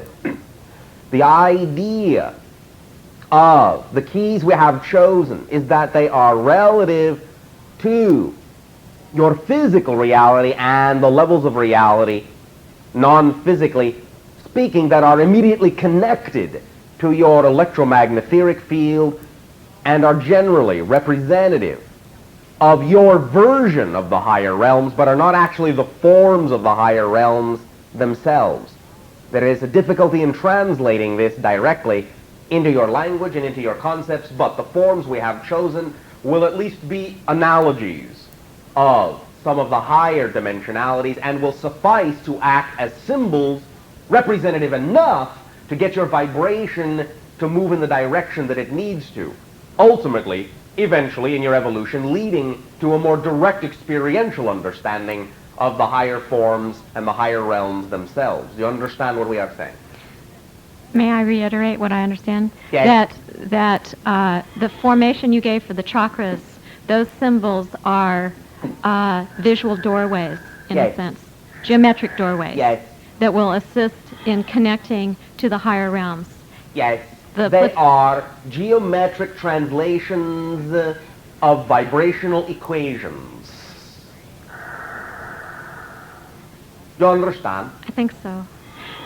And the platonic solids, if we were to go from 1 to 8, with the tesseract being number 6, then could you give a flattened visual image for number 7? If you said before that... These would have to be created and shown to you, which is not possible right now. There are no names for these shapes in your language already existing. I was just wondering, because you said number 8 could be represented as something we might describe as a sphere. That is being used in this case only as an analogy for certain other kinds of expressions. In your physical reality, there are shadow forms similar to the tesseract which could be drawn to represent the same equations. For now, the idea of some of the higher forms we have described are not direct representations, but are only analogies to get you to move in a certain vibrational direction. They are not representative of the forms themselves, and the shadows of the forms themselves are not representative of what we are showing you as the keys of ascension. The keys of ascension are more for the purpose of changing a vibrational frequency rather than showing you the actual forms of the places you are going to. When you change your vibrational frequency through the keys of ascension, you may find yourself perceiving these forms, and then may yourselves be able to draw the shadow representations in three-dimensional terms that are representative of these higher dimensional forms. But we do not use the forms themselves per se because there is no way to really translate that. We simply use a rough analogy to get your vibration to change in the proper way to give you the ability to experience these forms and dimensions directly. You understand? And this is the 1 through 15 that you were describing. Yes. Which is a separate idea altogether, but yes, they're all... the keys of ascension is not exactly the same lineage as the platonic solids or that which would be represented by higher dimensional forms in the way we have just discussed it. Okay. It is a different system. Can we make these parts of the matrix, and can I go to the next one? What do you wish to discuss? Oh, the DNA. Yes. We discussed the Star of David. Yes. And the second interlocking triangle, is that non-physical? Yes. Are you talking about the reflective triangle? Yes. Yes. The lower one, in a sense, has non-physical properties and physical properties as well, both. The first level of the tetrahedron showing its reflection is the first level where you have both physical and etheric qualities. They are still below the level of the tesseract, but they do begin to exhibit the ethereal qualities of the non-physical, but there is a type of physicality in that they are still a part of the electromagnetic fluid that makes up your physical realm. When we talk about the higher forms, they are tremendously beyond the concept of non-physicality. They are not even associated with the idea of physicality at all. They are other dimensional realms that have nothing to do, nor ability to be translated into terms of physical, non-physical. Even the term non-physical doesn't apply. It is pure interactive consciousness, but even that may not make sense to you. They are self-reflective, completely self-reflective cognitions within creation itself. Are you understanding this? That's the other half of the DNA strand? There are pieces of your DNA strand missing. Right, I understand that. Yes. Some of them have been equated into non-physical form and still exist there. Some of them exist on higher planes altogether, nothing to do with physicality. But the keys of ascension will eventually affect the genetic structure of the DNA strand to give you back at least most of what it is that has been taken out. Okay, thanks. Thank you. Sharing. Hi, Bashar. And to you, good day. I can't believe I'm here, number one. Well, Didn't you really must expect- believe it on some level. I do. All right. I don't know where to start. At the beginning. Thank you. Whatever that is, it's up to you. Okay. After thinking about where to begin, I chosen to start with the belief system. Yes. You said that it's important to choose a belief system. Yes. I'm having a hard time with that.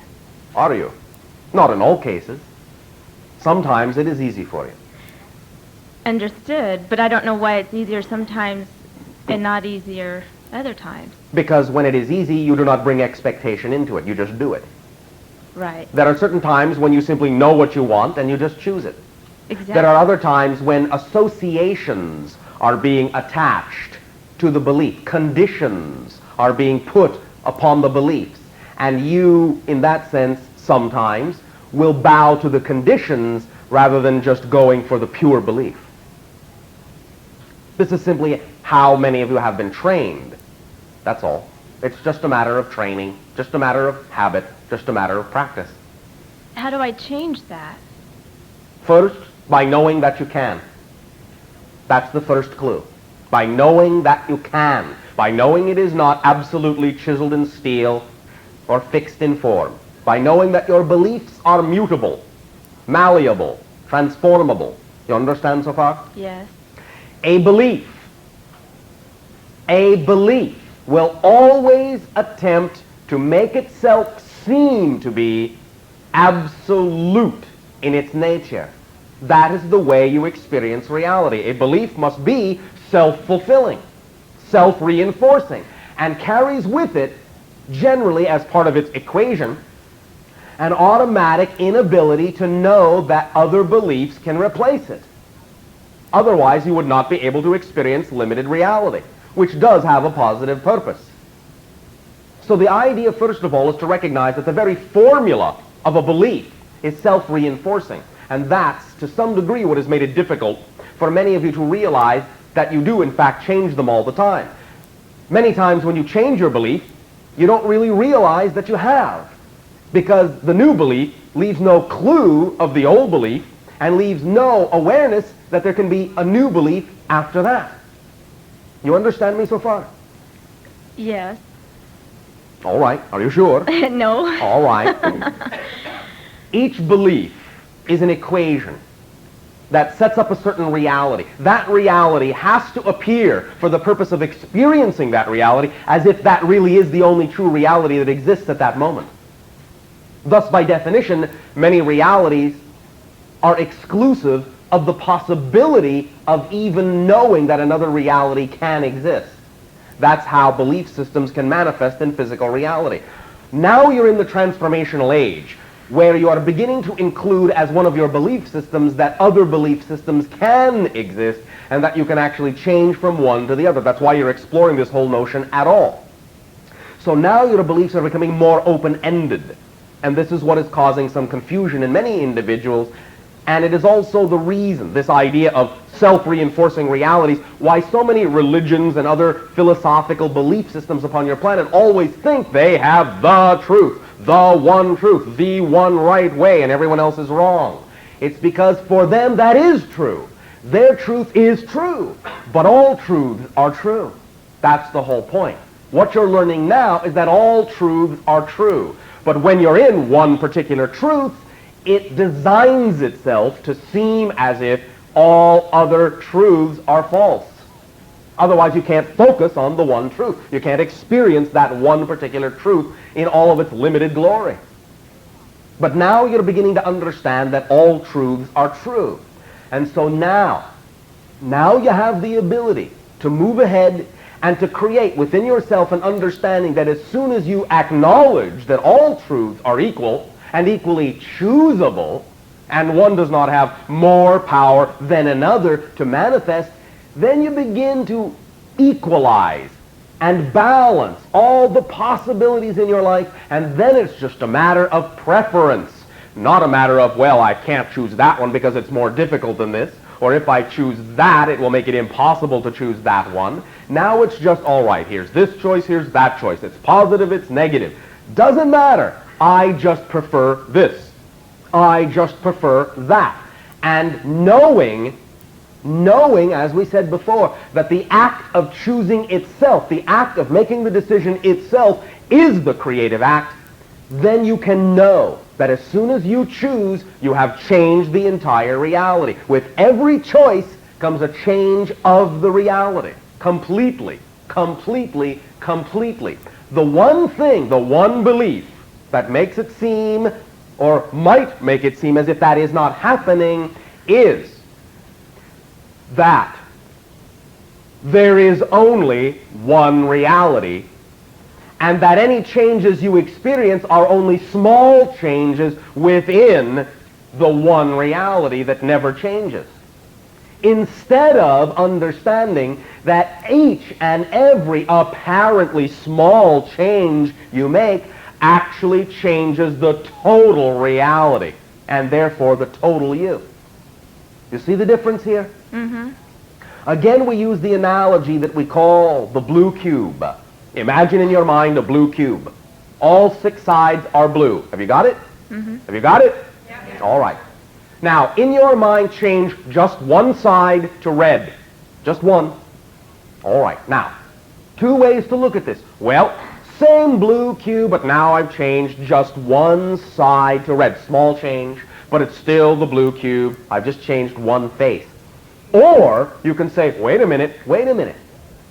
A cube with 5 blue sides and 1 red one is fundamentally different than a cube with 6 blue sides. They are 2 completely different concepts, 2 completely different cubes, 2 completely different realities. So it's not just a small change, everything has changed. This is another equation. This is another belief altogether, and has nothing to do with the old cube.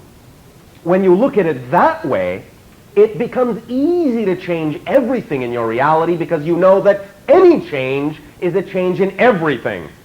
But if you have the overriding belief that this little change changes nothing much, then it takes a long time, and you feel there's an inertia and a momentum to the old reality that still overrides all the things you want to change. And you make it take longer, because you think you have to change all the little pieces in order to change the whole, instead of understanding that if you change one piece, you have changed the whole thing. These are 2 completely fundamental, different ways of looking at life, and they have profound differences in the effects that they give you. Do you understand? Mm-hmm. Are you letting this sink in?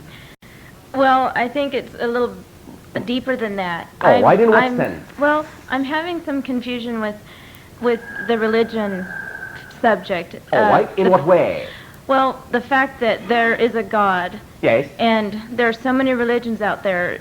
I feel like I have to choose a religion. Why?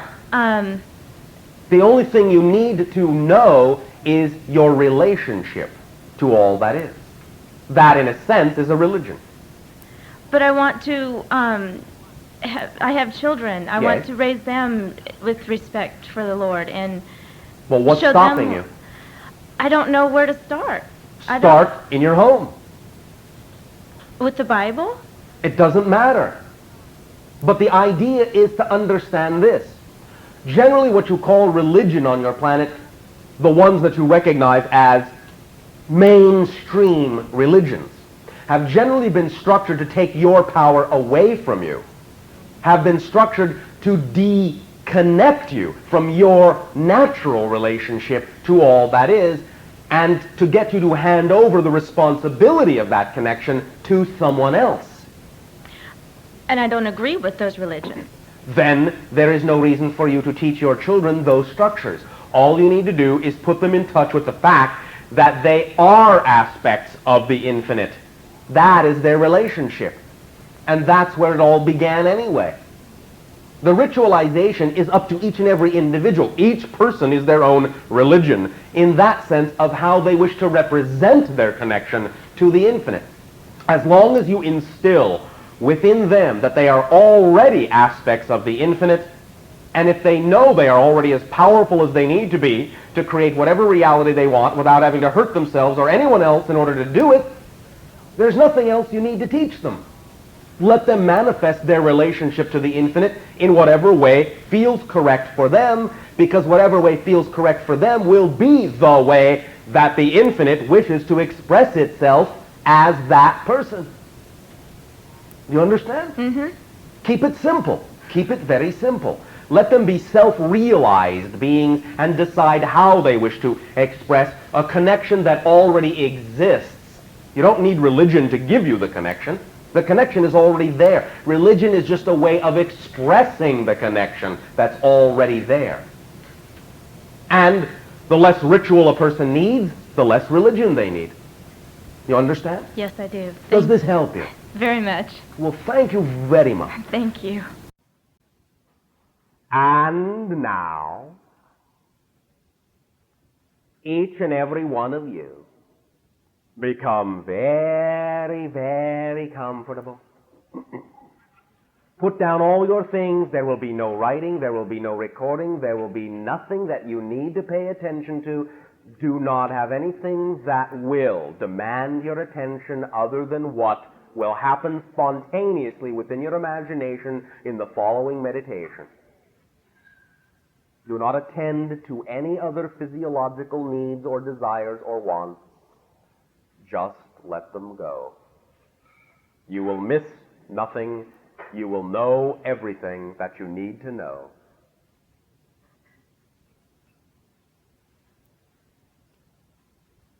Allow yourself to close your eyes and take 3 deep breaths.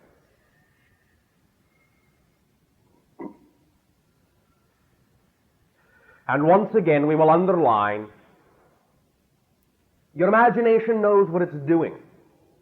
Therefore, at any time during this meditation, if you find yourself focusing on something different than what you perceive is actually literally being said, let it go that way.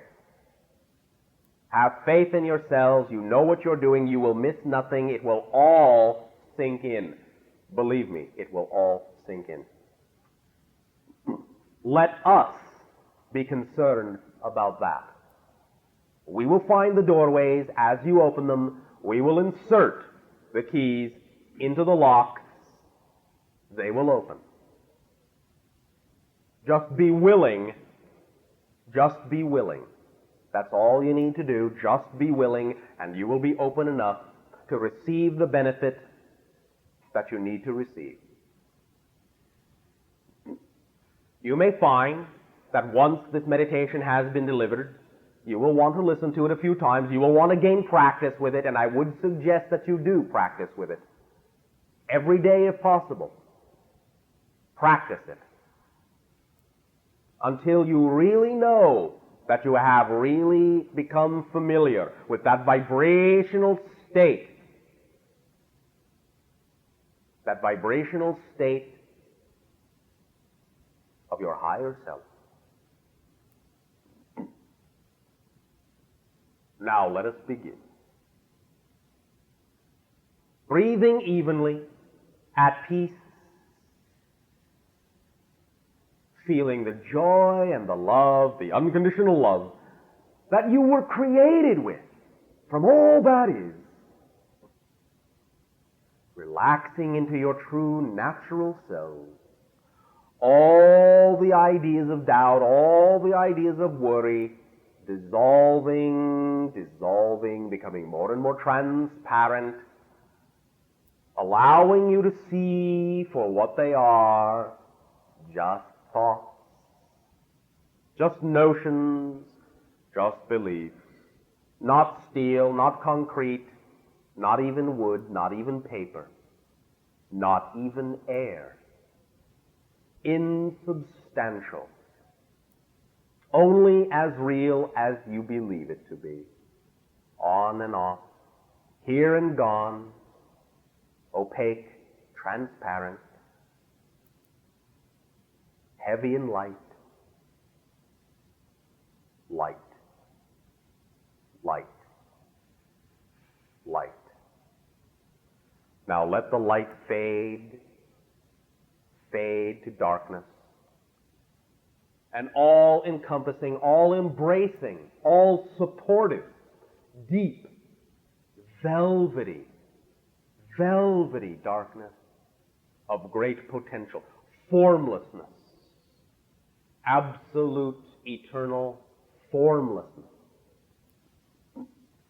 You are floating, just floating, in that formlessness. Deep, rich. You sense the potential within that formlessness. Yet all directions now are the same. Infinite in all directions. You are at the center of a place that has no center. It is formless, timeless, spaceless.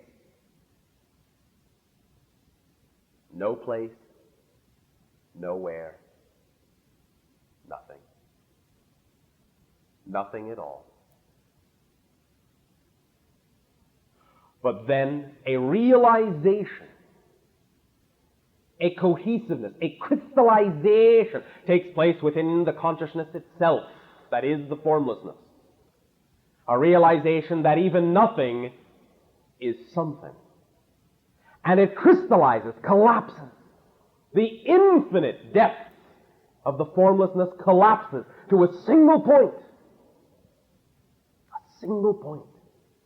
A one-dimensionality. And a birth of self-reflective awareness is concentrated in that single point. All potential exists in that one space, that one point. It has no real thickness, it has no real depth. It just is. It is isness itself. Concentrated existence.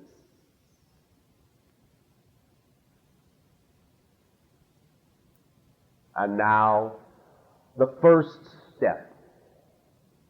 Feel the vibration of that isness, that fundamental low vibration, deep, resonant vibration, a hum of all that can be, all that can be.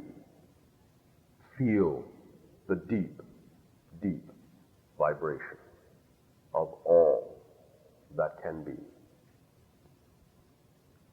And now, in that realization, sense the concept of polarity, of self-reflectivity, of a mirroring. One point, now 2 points, and between them a line connecting them. The 2 points are simply 2 ends of a line, but the line can stretch to infinity. And the 2 points become 2 points on the line. The line is straight and true, a line of light, stretching forever.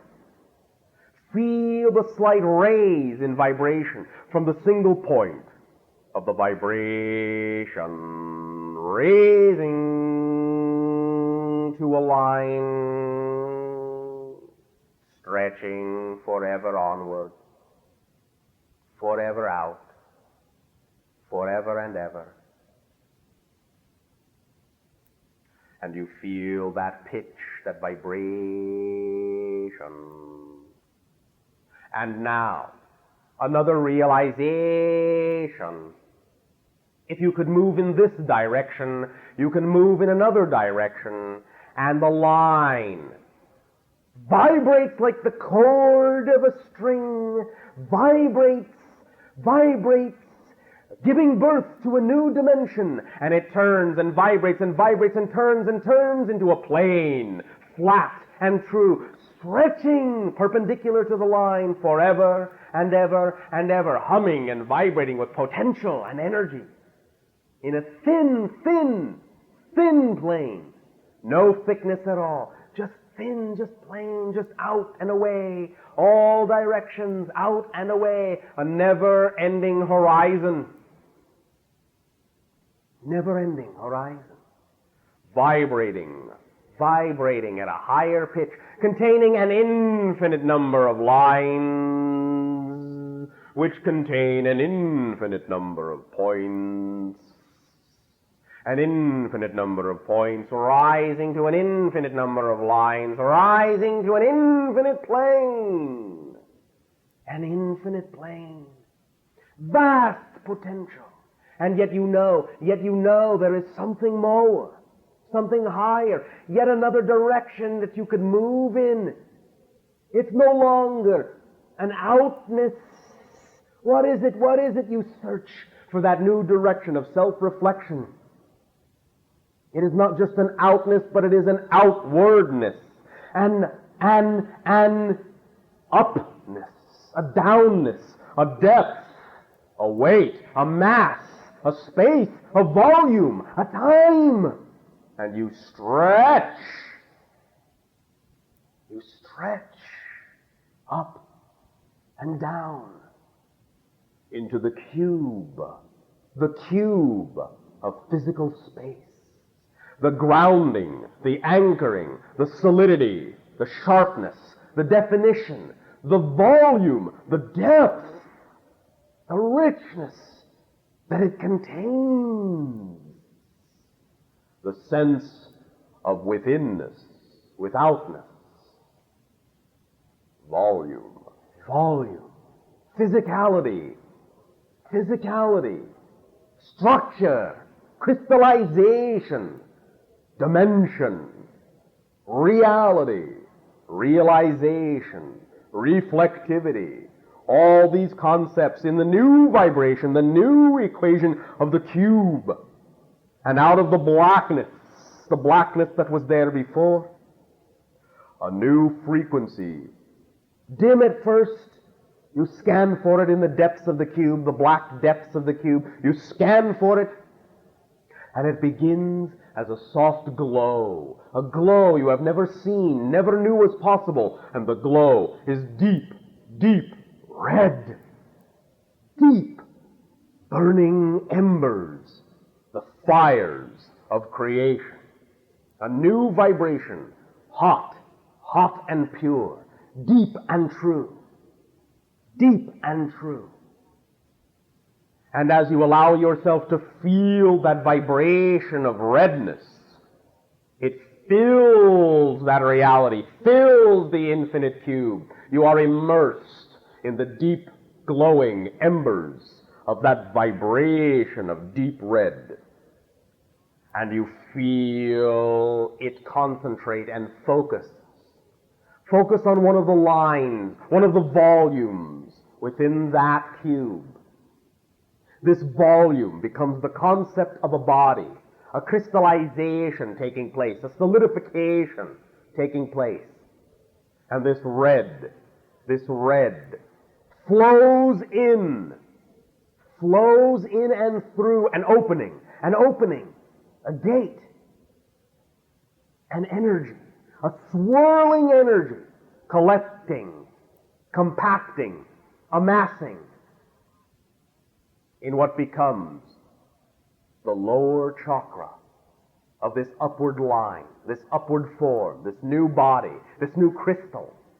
It is the lowest point, the root, the grounding, the foundation, the beginning, the alpha,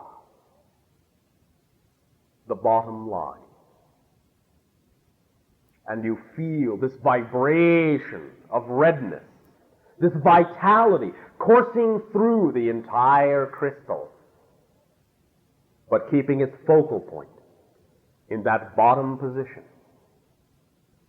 that first position, the first of yet many to come.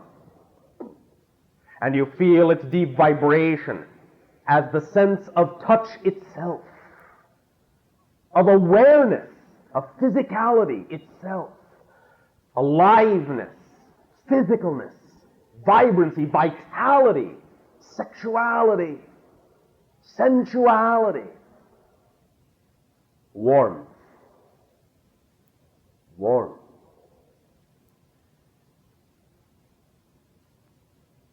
And now as you feel that hum, that deep resonant hum, vibrate throughout the entire crystal, it echoes back echoes back, and where the ripples cross themselves, a new vibration, a higher vibration, more energy collects, and it raises the red vibration upward and upward and upward and upward until it takes on an orange glow and forms the second point, and the cube seems to collapse in upon itself to form a four-sided pyramid, and it glows with orange golden fire.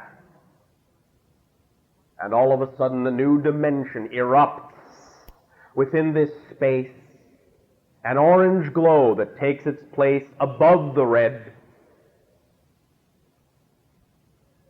and forms the containment, the receptacle,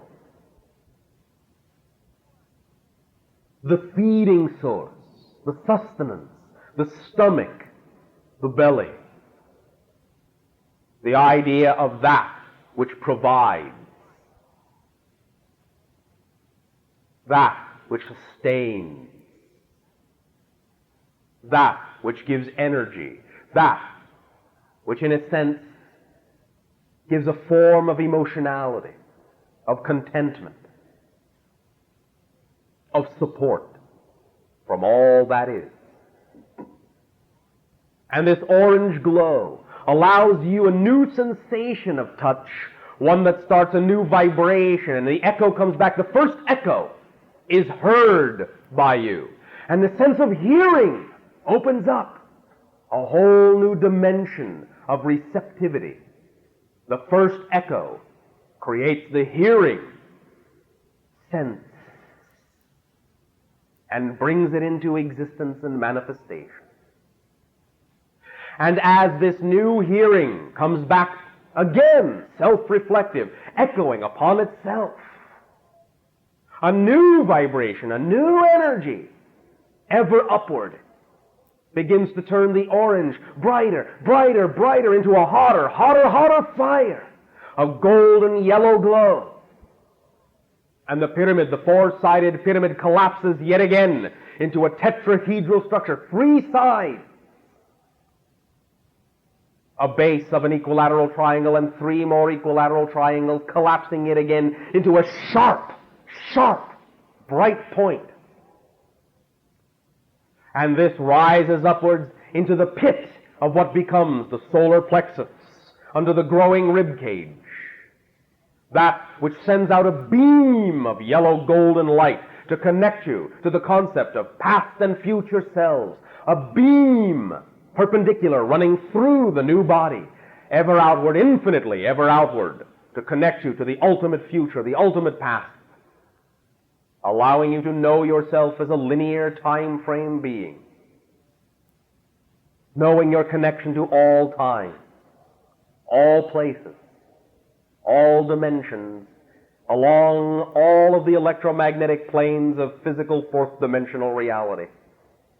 All futures and all pasts within time are you.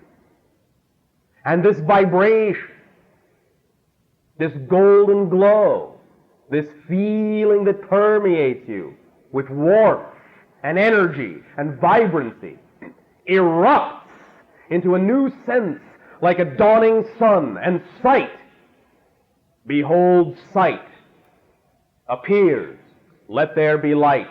The first dawn, the first day, the golden glow of the rising sun, and all is before you. The land, the reality, the waters are laid out before you. All is made of you. Physical reality is the expression and echo of the center of your being. The knowingness, the conviction, vibration. You see and behold. And as you behold, now more clearly, do you see the reflections and the echoes that have been coming to you? You see as in a mirror, in brightest day, you see these reflections come back. and add and build and raise the vibration yet once again. But now you understand the polarity. As you see the light, you now understand it is the opposite of the dark. And as you understand polarity in physical reality, as you move the vibration up into green, brilliant, emerald green, a crystallization, an understanding takes place, and polarity manifests in a new dimension. The tetrahedron pointing up now gives you a tetrahedron pointing down. Now you know you move in both directions, that you are both directions, that both directions come from the center of your being. And it opens up a new center, a new chakra, your heart. You are flooded with understanding, compassion, and feeling in the joy of creation. The emotion, the energy motion of creation vibrates and resonates and sings throughout you. Vibrates the crystal that you are with this new shape, this new color,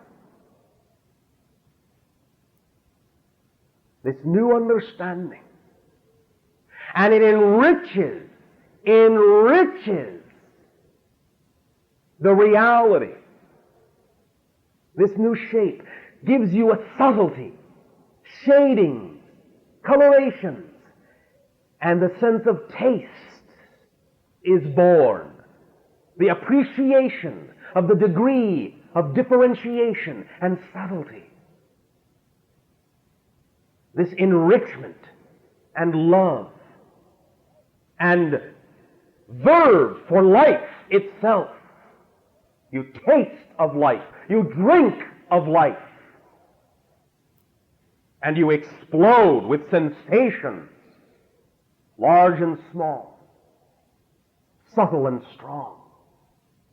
Life is rich, rich beyond imagination, beyond compare. Green and abundant is the vibration of the heart chakra. And as you are overcome with joy, overwhelmed, you must find an outlet for this energy, and so you raise the vibration yet again. And it becomes a deep, crystalline, vibrant blue. Blue, electromagnetic fire. This vibration is intense. You are vibrating the entire crystal of your being. It hums with a high pitch, a high frequency, as you glow with this electromagnetheric fire and light. And this new expansion turns into the octahedral crystal of 8. 8, 8, 8. The key of infinity, the key of life, the breath of life. And in comes the sense of smell, of everything having to do with breath and breathing and air. 8, 8, the air. 8, 8, the oxygen, the invigoration, the burning fire of life, the breath of life, the high vibration of physical vitality. You are alive and connecting and connecting and connecting to other energies, the breath of life. Less and less and less dense substance do you need to sustain yourself. You are alive with light and life and breath sustains you, and light sustains you and supports you, and it is what you eat, and it is what you breathe, and you become this blue fire, and you crystallize and refine and clarify and purify and sing with a pure tone of blue light, a high, vibrant, clear, resonant vibration and tone of pure mathematical energy and light. Mind is created. You are aware of self-reflectivity through mind and intelligence. You key into all electromagnetic phenomena. You vibrate in accord, in resonant harmony with all dimensions of vibrational electromagnetic phenomena. You know and understand all matter, all mineral, all vegetable, all animal, all consciousness within the physical plane.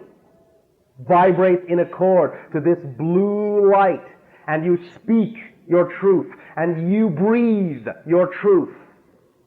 And as you do so, you rise yet again, and rise into the deep, vibrant, indigo light of the third eye. And it opens doorways of dimensionality, and changes as indigo vibration goes deep within you. Deep blue vibration within you opens doorways, self-churning like the deepest portions of the ocean, containing much information, much knowledge, and becomes the tesseract, the hypercube. Dimensions and doorways open and open and open and open, unfold.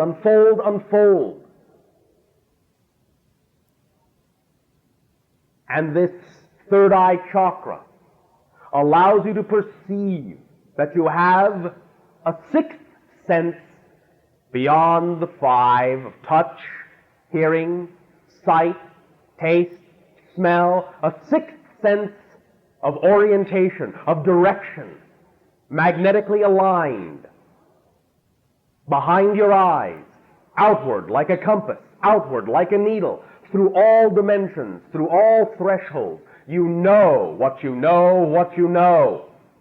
You are the vibration of knowledge and information. You are the Akashic records. You are all the lifetimes, future and past. You are the vibration of the total seed of all physical reality. And this seed, this deep indigo blue seed with the hard shell casing vibrates, and a sprout cracks the shell and moves upward like a blossom to the crown, and blossoms with a beautiful, vibrant, violet flower, and causes there to be a glow, an expansion, and the tesseract collapses into the torus, the ring, the halo, glowing vibrantly, white hot at the center of the violet light, white hot, and surrounded in the gentle, beautiful violet glow that sings 1,000 songs and bears 1,000 petals and is 1,000 stories, 1,000 vibrations, 1,000 chords in one harmony, a high physical vibration. You are at the peak, you are at the pinnacle, you are on the mountaintop of physical reality. You are fulfilled. You see far and wide. You are the vista of life itself. You contain it all. You are it all. You are joy and passion. You are ecstasy, the vibration of ecstasy. And as your ecstasy builds and as your ecstasy grows, that white hot center grows and grows and grows. The white hot ring in the violet light grows and becomes a spinning disk, a spinning thick sphere, flattened like a galaxy, a galactic disk. You are rising above the mountain, levitating up and up and up, faster and faster and faster, higher and higher and higher, until the world is far below. And you become the stars and the galaxy spinning at its center, spinning. You are one vibration of white light, knowing, glowing, spinning, being, compassion.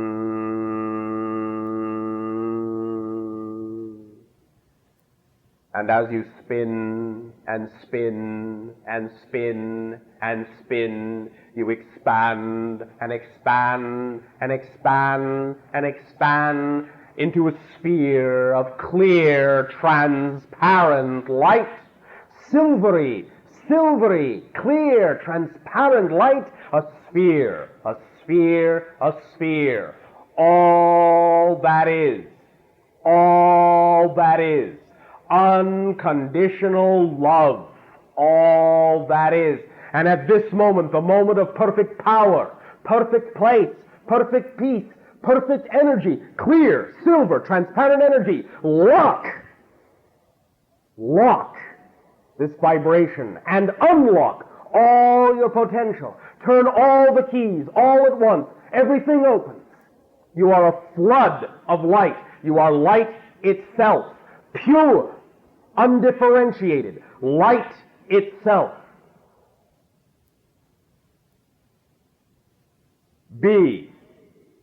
Use all the tools in whatever way now you wish to use them, to apply for whatever purpose, for whatever desire, for whatever excitement. Use the tools now.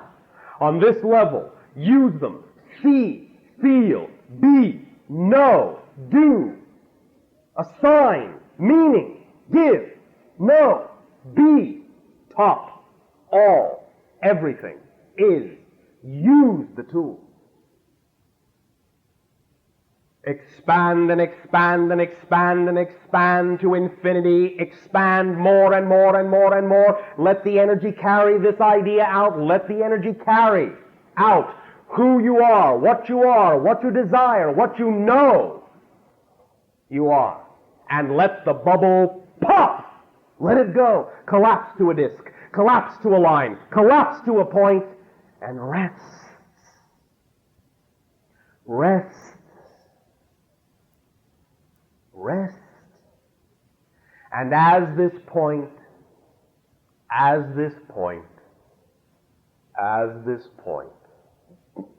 slowly evaporates back into the formless all that is, it becomes the idea of birth, of information, a seed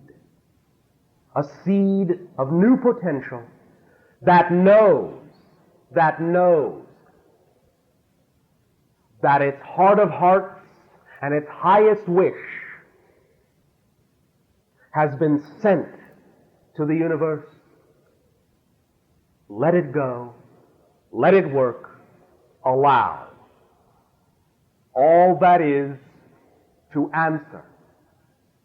And as you dissolve back into the formlessness, you feel the gentle ripples of the answer, the echo from all that is of what you have sent out come back to you. And the ripples say, yes, yes, yes. As the waves of the ocean constantly remind you, yes, yes, yes. The calming, the soothing, yes.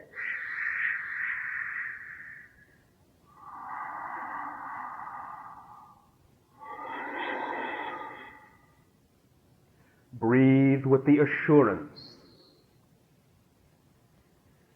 that you are a new being, a new reality, a new you. Yes. Yes. The universe has answered your wish. Yes. Yes. Yes. This vibration is yours. This tool is yours. It is our gift to you. Change your reality. Change your world. Change you.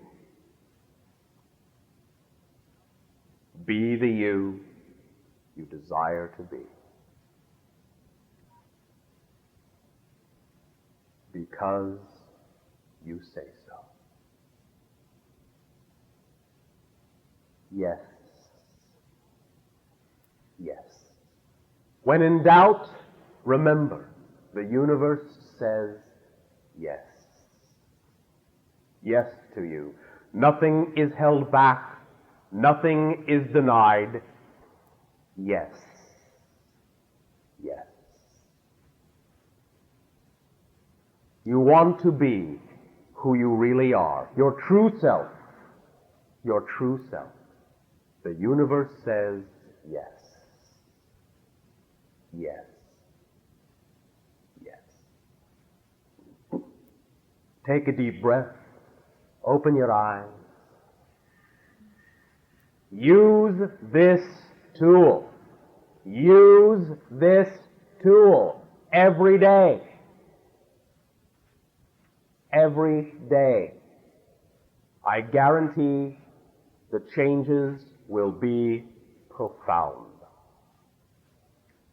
Thank you for allowing all of us to have arrived at the creation of this point wherein we were allowed to share this with you, to reflect this to you. You are now, in the reality of your choosing, capable of functioning as ascended beings on any issue, on any subject. Use this meditational tool every day. Practice with it. Become familiar with yourself. Become familiar with seeing this you in the mirror. You are infinite and eternal and unconditionally love itself. You are unconditional love itself.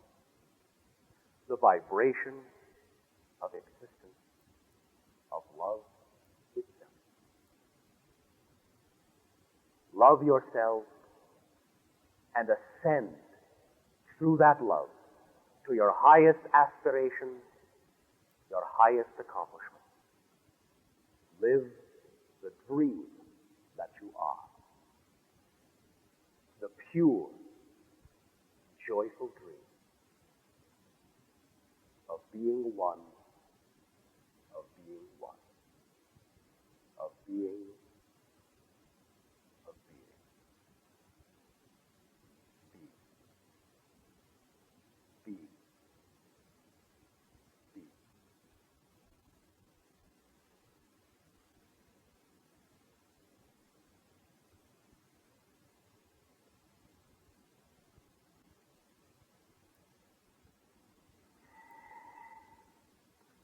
Now take a few moments just to let the waves wash through you of your new reality, of your new tools. Awaken as a newborn into a new reality. Just feel yourselves, just feel yourself, your true self, your Godhood self, your blended self, male, female within each, female, male within each, light and dark, hot and cold, up and down, left and right, back and forth, all things blending at one within you. You are free. You are free to be who you know you are. You have the key. Use it. You are the key. Be it.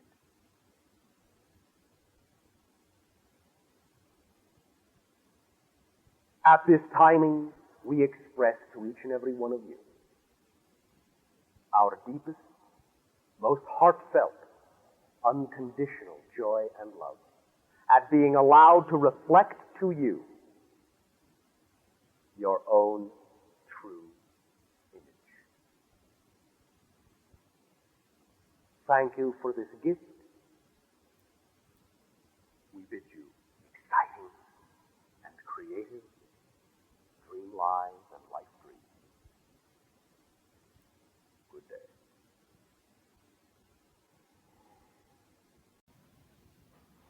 And now, each and every one of you become very, very comfortable. Put down all your things. There will be no writing. There will be no recording. There will be nothing that you need to pay attention to.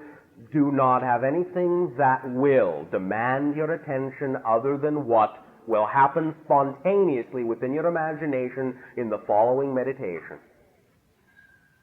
Do not attend to any other physiological needs or desires or wants. Just let them go. You will miss nothing. You will know everything that you need to know.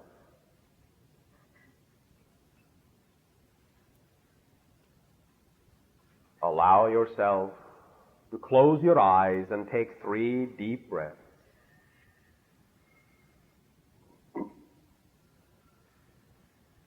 And once again, we will underline, your imagination knows what it's doing.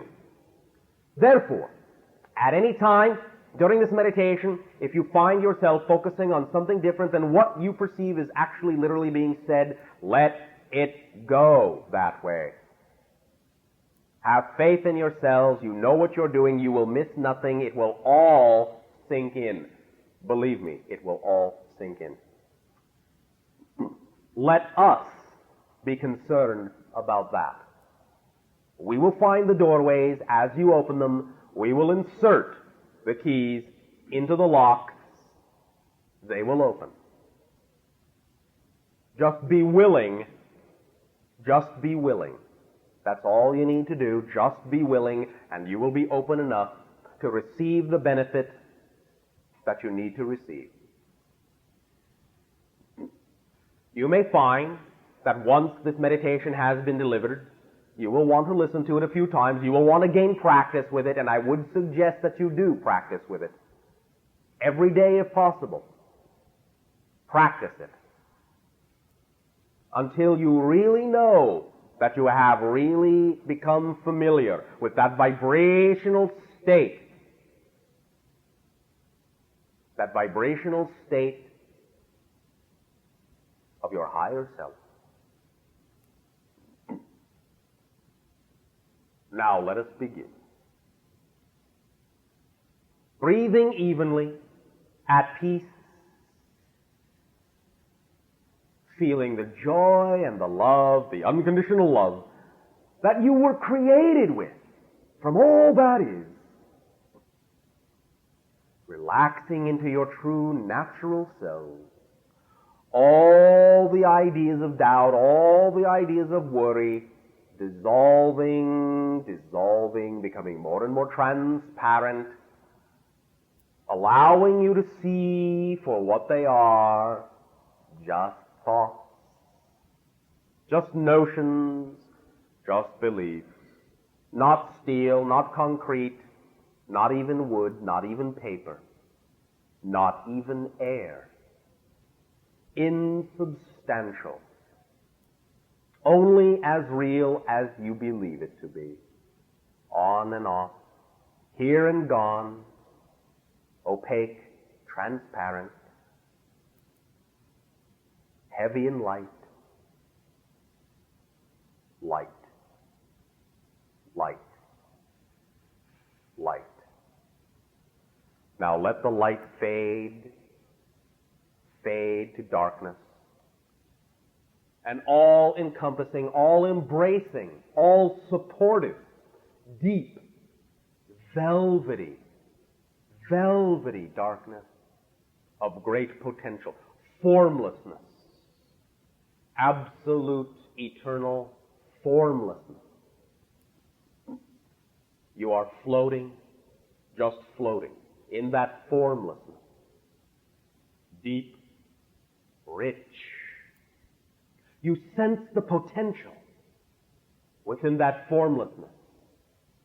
Yet all directions now are the same. Infinite in all directions. You are at the center of a place that has no center. It is formless, timeless, spaceless. No place, nowhere, nothing. Nothing at all. But then a realization, a cohesiveness, a crystallization takes place within the consciousness itself, that is the formlessness. A realization that even nothing is something. And it crystallizes, collapses. The infinite depth of the formlessness collapses to a single point. A single point. A one-dimensionality. And a birth of self-reflective awareness is concentrated in that single point. All potential exists in that one space, that one point. It has no real thickness, it has no real depth. It just is. It is isness itself. Concentrated existence.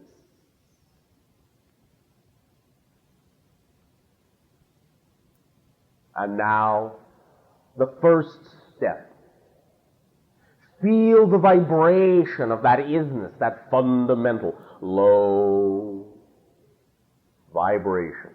Deep, resonant vibration. A hum of all that can be. All that can be. Feel the deep, deep vibration of all that can be. And now, in that realization, sense the concept of polarity, of self-reflectivity, of a mirroring. One point, now 2 points, and between them a line connecting them. The 2 points are simply 2 ends of a line, but the line can stretch to infinity. And the 2 points become 2 points on the line. The line is straight and true, a line of light, stretching forever.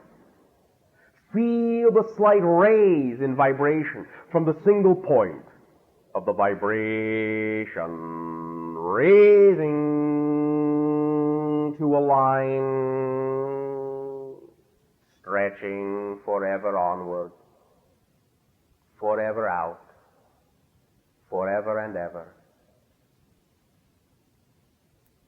And you feel that pitch, that vibration. And now, another realization. If you could move in this direction, you can move in another direction, and the line vibrates like the chord of a string, vibrates, giving birth to a new dimension, and it turns and vibrates and vibrates and turns into a plane, flat and true, stretching perpendicular to the line forever and ever and ever, humming and vibrating with potential and energy in a thin plane. No thickness at all. Just thin, just plain, just out and away. All directions, out and away. A never-ending horizon. Never-ending horizon. Vibrating at a higher pitch, containing an infinite number of lines, which contain an infinite number of points. An infinite number of points, rising to an infinite number of lines, rising to an infinite plane. An infinite plane. Vast potential. And yet you know there is something more, something higher, yet another direction that you could move in. It's no longer an outness. What is it? You search for that new direction of self-reflection. It is not just an outness, but it is an outwardness, an upness, a downness, a depth, a weight, a mass, a space, a volume, a time, and you stretch. You stretch up and down into the cube of physical space. The grounding, the anchoring, the solidity, the sharpness, the definition, the volume, the depth, the richness that it contains. The sense of withinness, withoutness. Volume, physicality, structure, crystallization, dimension, reality, realization, reflectivity, all these concepts in the new vibration, the new equation of the cube. And out of the blackness that was there before, a new frequency.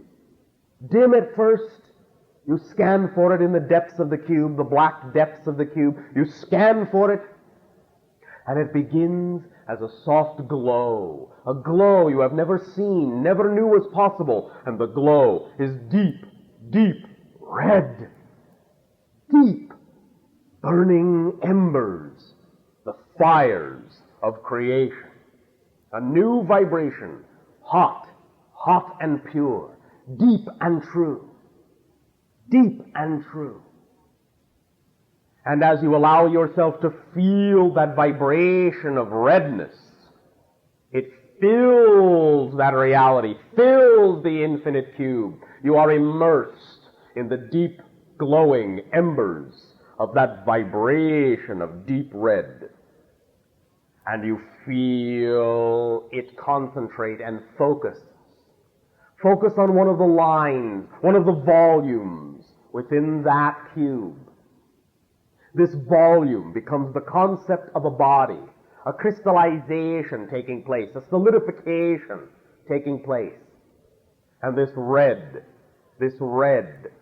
flows in and through an opening, a gate, an energy, a swirling energy, collecting, compacting, amassing in what becomes the lower chakra of this upward line, this upward form, this new body, this new crystal. It is the lowest point, the root, the grounding, the foundation, the beginning, the alpha, the bottom line. And you feel this vibration of redness, this vitality coursing through the entire crystal, but keeping its focal point in that bottom position, that first position, the first of yet many to come. And you feel its deep vibration as the sense of touch itself, of awareness, of physicality itself, aliveness, physicalness, vibrancy, vitality, sexuality, sensuality, warmth.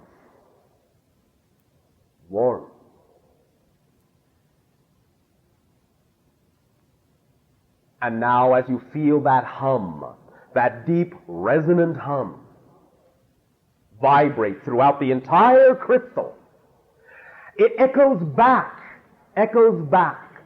and where the echoes, where the ripples cross themselves, a new vibration, a higher vibration, more energy collects, and it raises the red vibration upward and upward and upward and upward until it takes on an orange glow and forms the second point, and the cube seems to collapse in upon itself to form a four-sided pyramid. And it glows with orange golden fire. And all of a sudden a new dimension erupts within this space, an orange glow that takes its place above the red and forms the containment, the receptacle, the feeding source, the sustenance, the stomach, the belly. The idea of that which provides, that which sustains, that which gives energy, that which in a sense gives a form of emotionality, of contentment, of support from all that is. And this orange glow allows you a new sensation of touch, one that starts a new vibration, and the echo comes back. The first echo is heard by you. And the sense of hearing opens up a whole new dimension of receptivity. The first echo creates the hearing sense and brings it into existence and manifestation.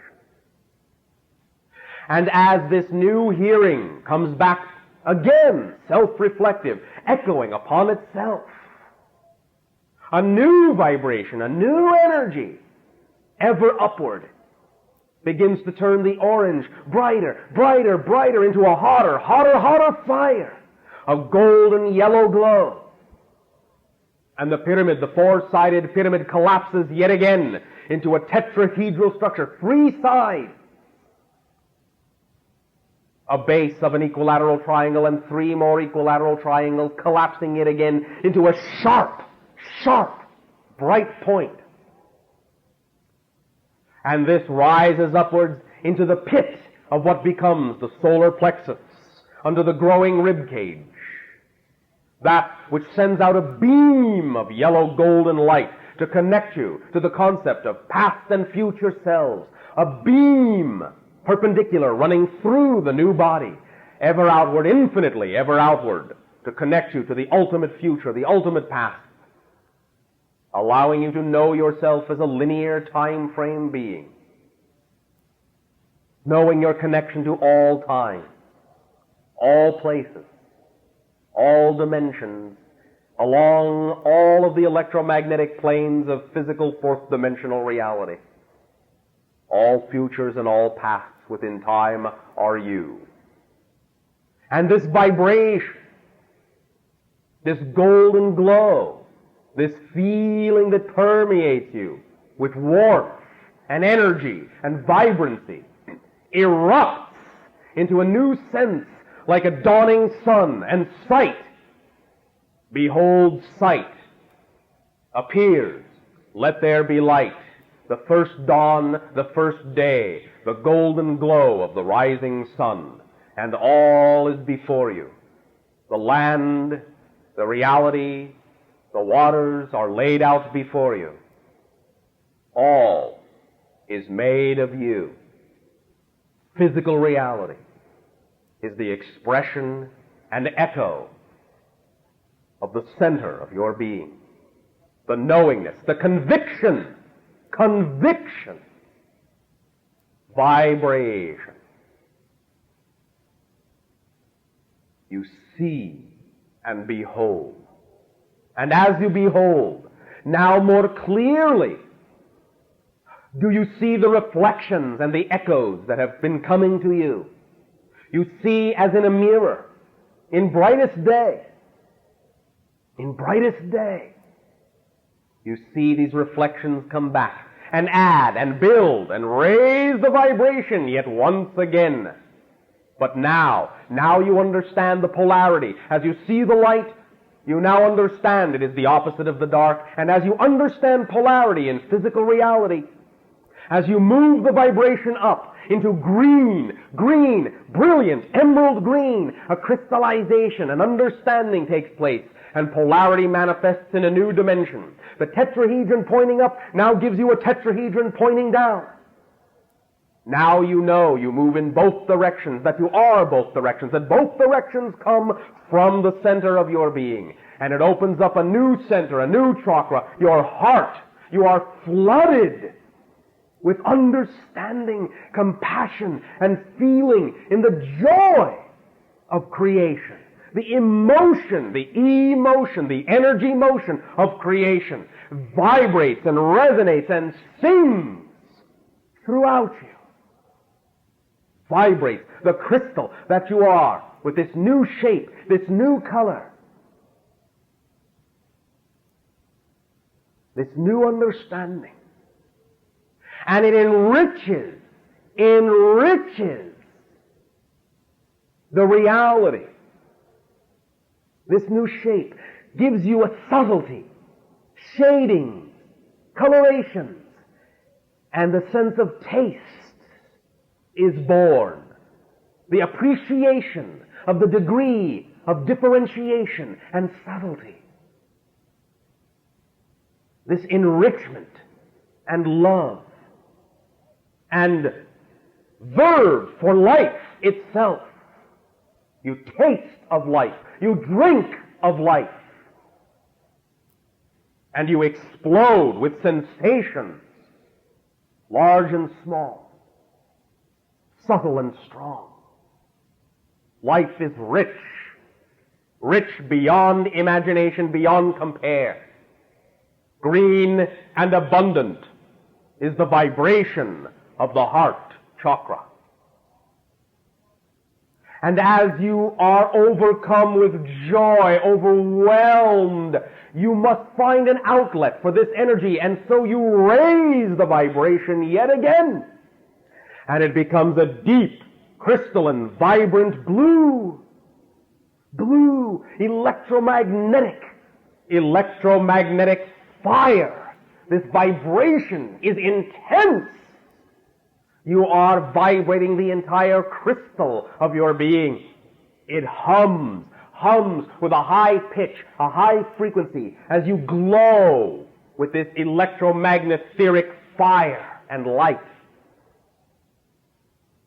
And this new expansion turns into the octahedral crystal of 8. 8, 8, 8.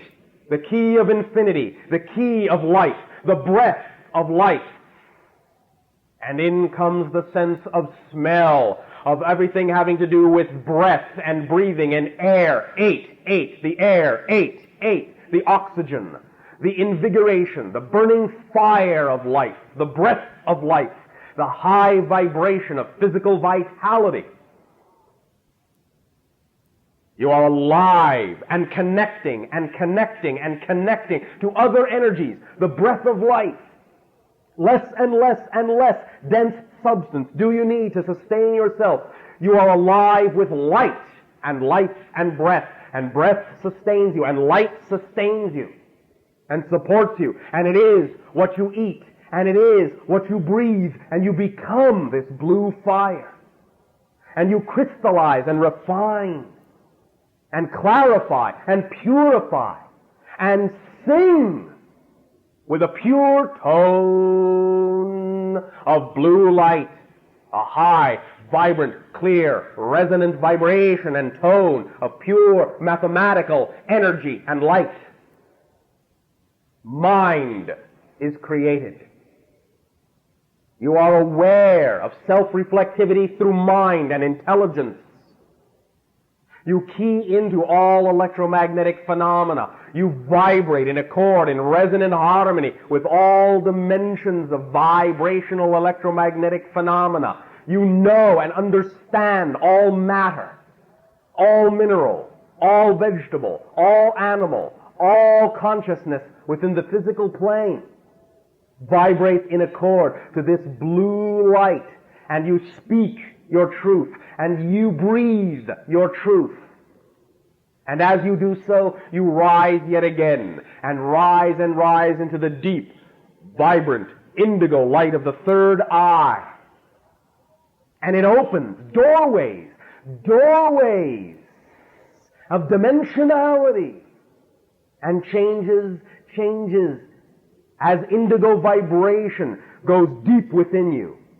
Deep blue vibration within you opens doorways, self-churning like the deepest portions of the ocean, containing much information, much knowledge, and becomes the tesseract, the hypercube.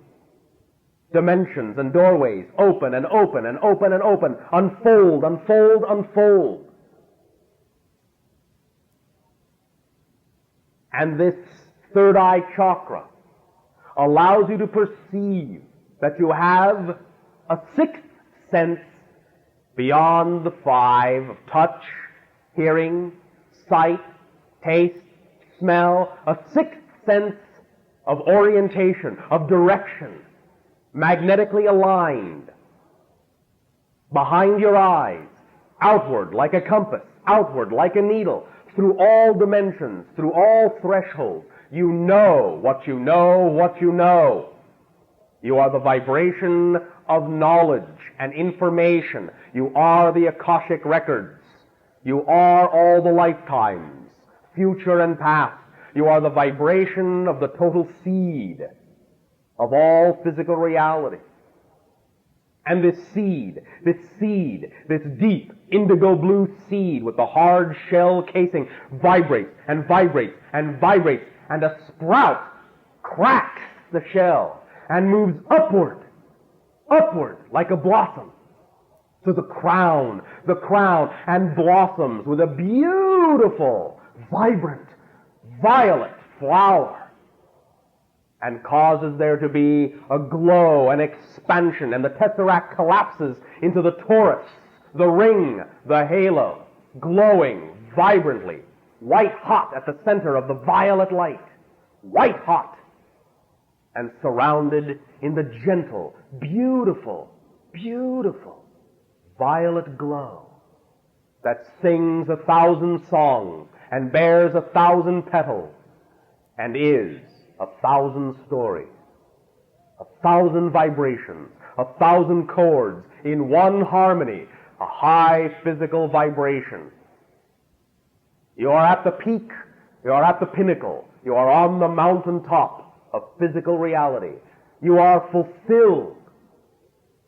You see far and wide. You are the vista of life itself. You contain it all. You are it all. You are joy and passion. You are ecstasy, the vibration of ecstasy.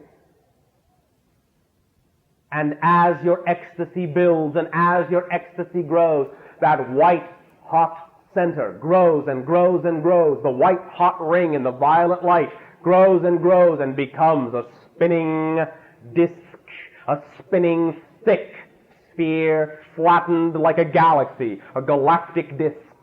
You are rising above the mountain, levitating up and up and up, faster and faster and faster, higher and higher and higher, until the world is far below. And you become the stars and the galaxy spinning at its center, spinning. You are one vibration of white light, knowing, glowing, spinning, being, compassion.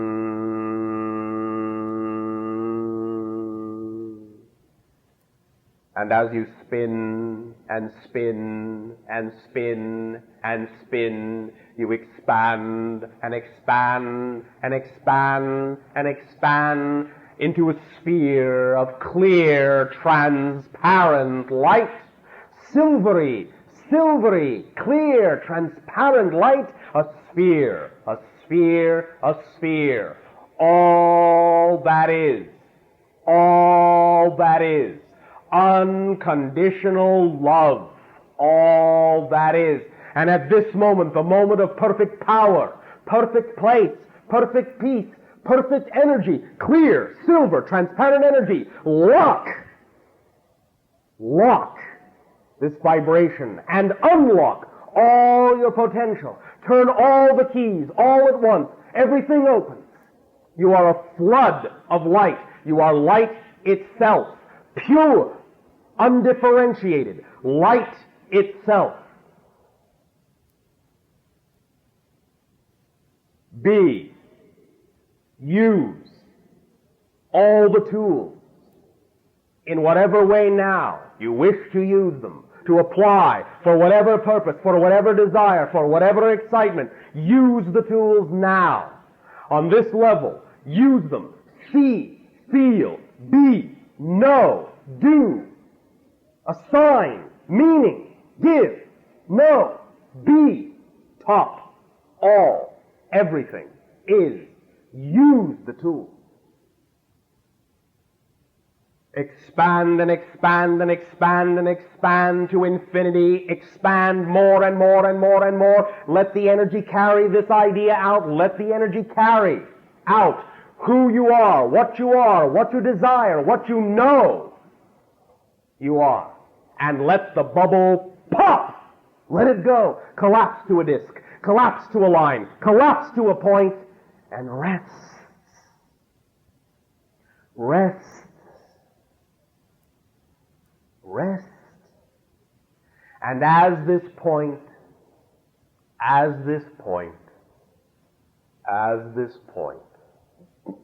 slowly evaporates back into the formless all that is, it becomes the idea of birth, of information, a seed of new potential that knows that its heart of hearts and its highest wish has been sent to the universe. Let it go. Let it work. Allow all that is to answer. And as you dissolve back into the formlessness, you feel the gentle ripples of the answer, the echo from all that is of what you have sent out come back to you. And the ripples say, yes, yes, yes. As the waves of the ocean constantly remind you, yes, yes,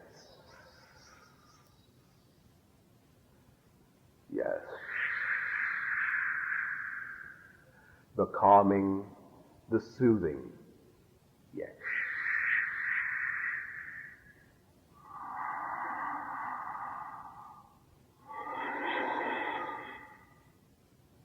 Breathe with the assurance that you are a new being, a new reality, a new you. Yes. Yes.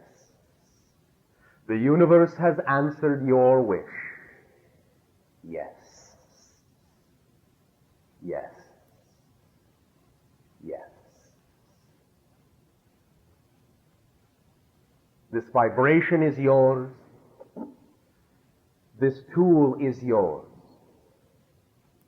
It is our gift to you. Change your reality. Change your world. Change you. Be the you desire to be. Because you say so. Yes. Yes. When in doubt, remember, the universe says yes. Yes to you. Nothing is held back. Nothing is denied. Yes. Yes. You want to be who you really are, your true self, your true self.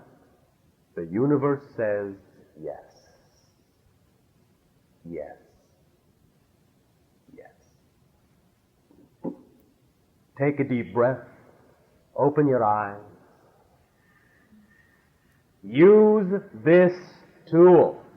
Use this tool every day. Every day. I guarantee the changes will be profound. Thank you for allowing all of us to have arrived at the creation of this point wherein we were allowed to share this with you, to reflect this to you. You are now, in the reality of your choosing, capable of functioning as ascended beings on any issue, on any subject. Use this meditational tool every day. Practice with it. Become familiar with yourself. Become familiar with seeing this you in the mirror. You are infinite and eternal and unconditionally love itself. You are unconditional love itself. The vibration of existence, of love itself. Love yourself and ascend through that love to your highest aspirations, your highest accomplishments. Live the dream that you are. The pure, joyful dream of being one, of being one, of being, of being. Be. Be. Be.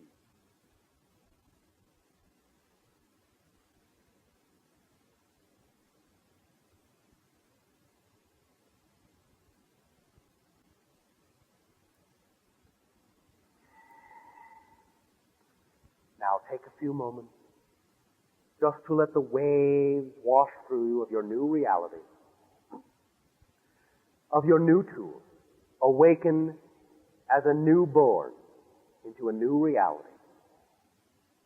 Just feel yourselves, just feel yourself, your true self, your Godhood self, your blended self, male, female within each, female, male within each, light and dark, hot and cold, up and down, left and right, back and forth, all things blending at one within you. You are free. You are free to be who you know you are. You have the key. Use it. You are the key. Be it.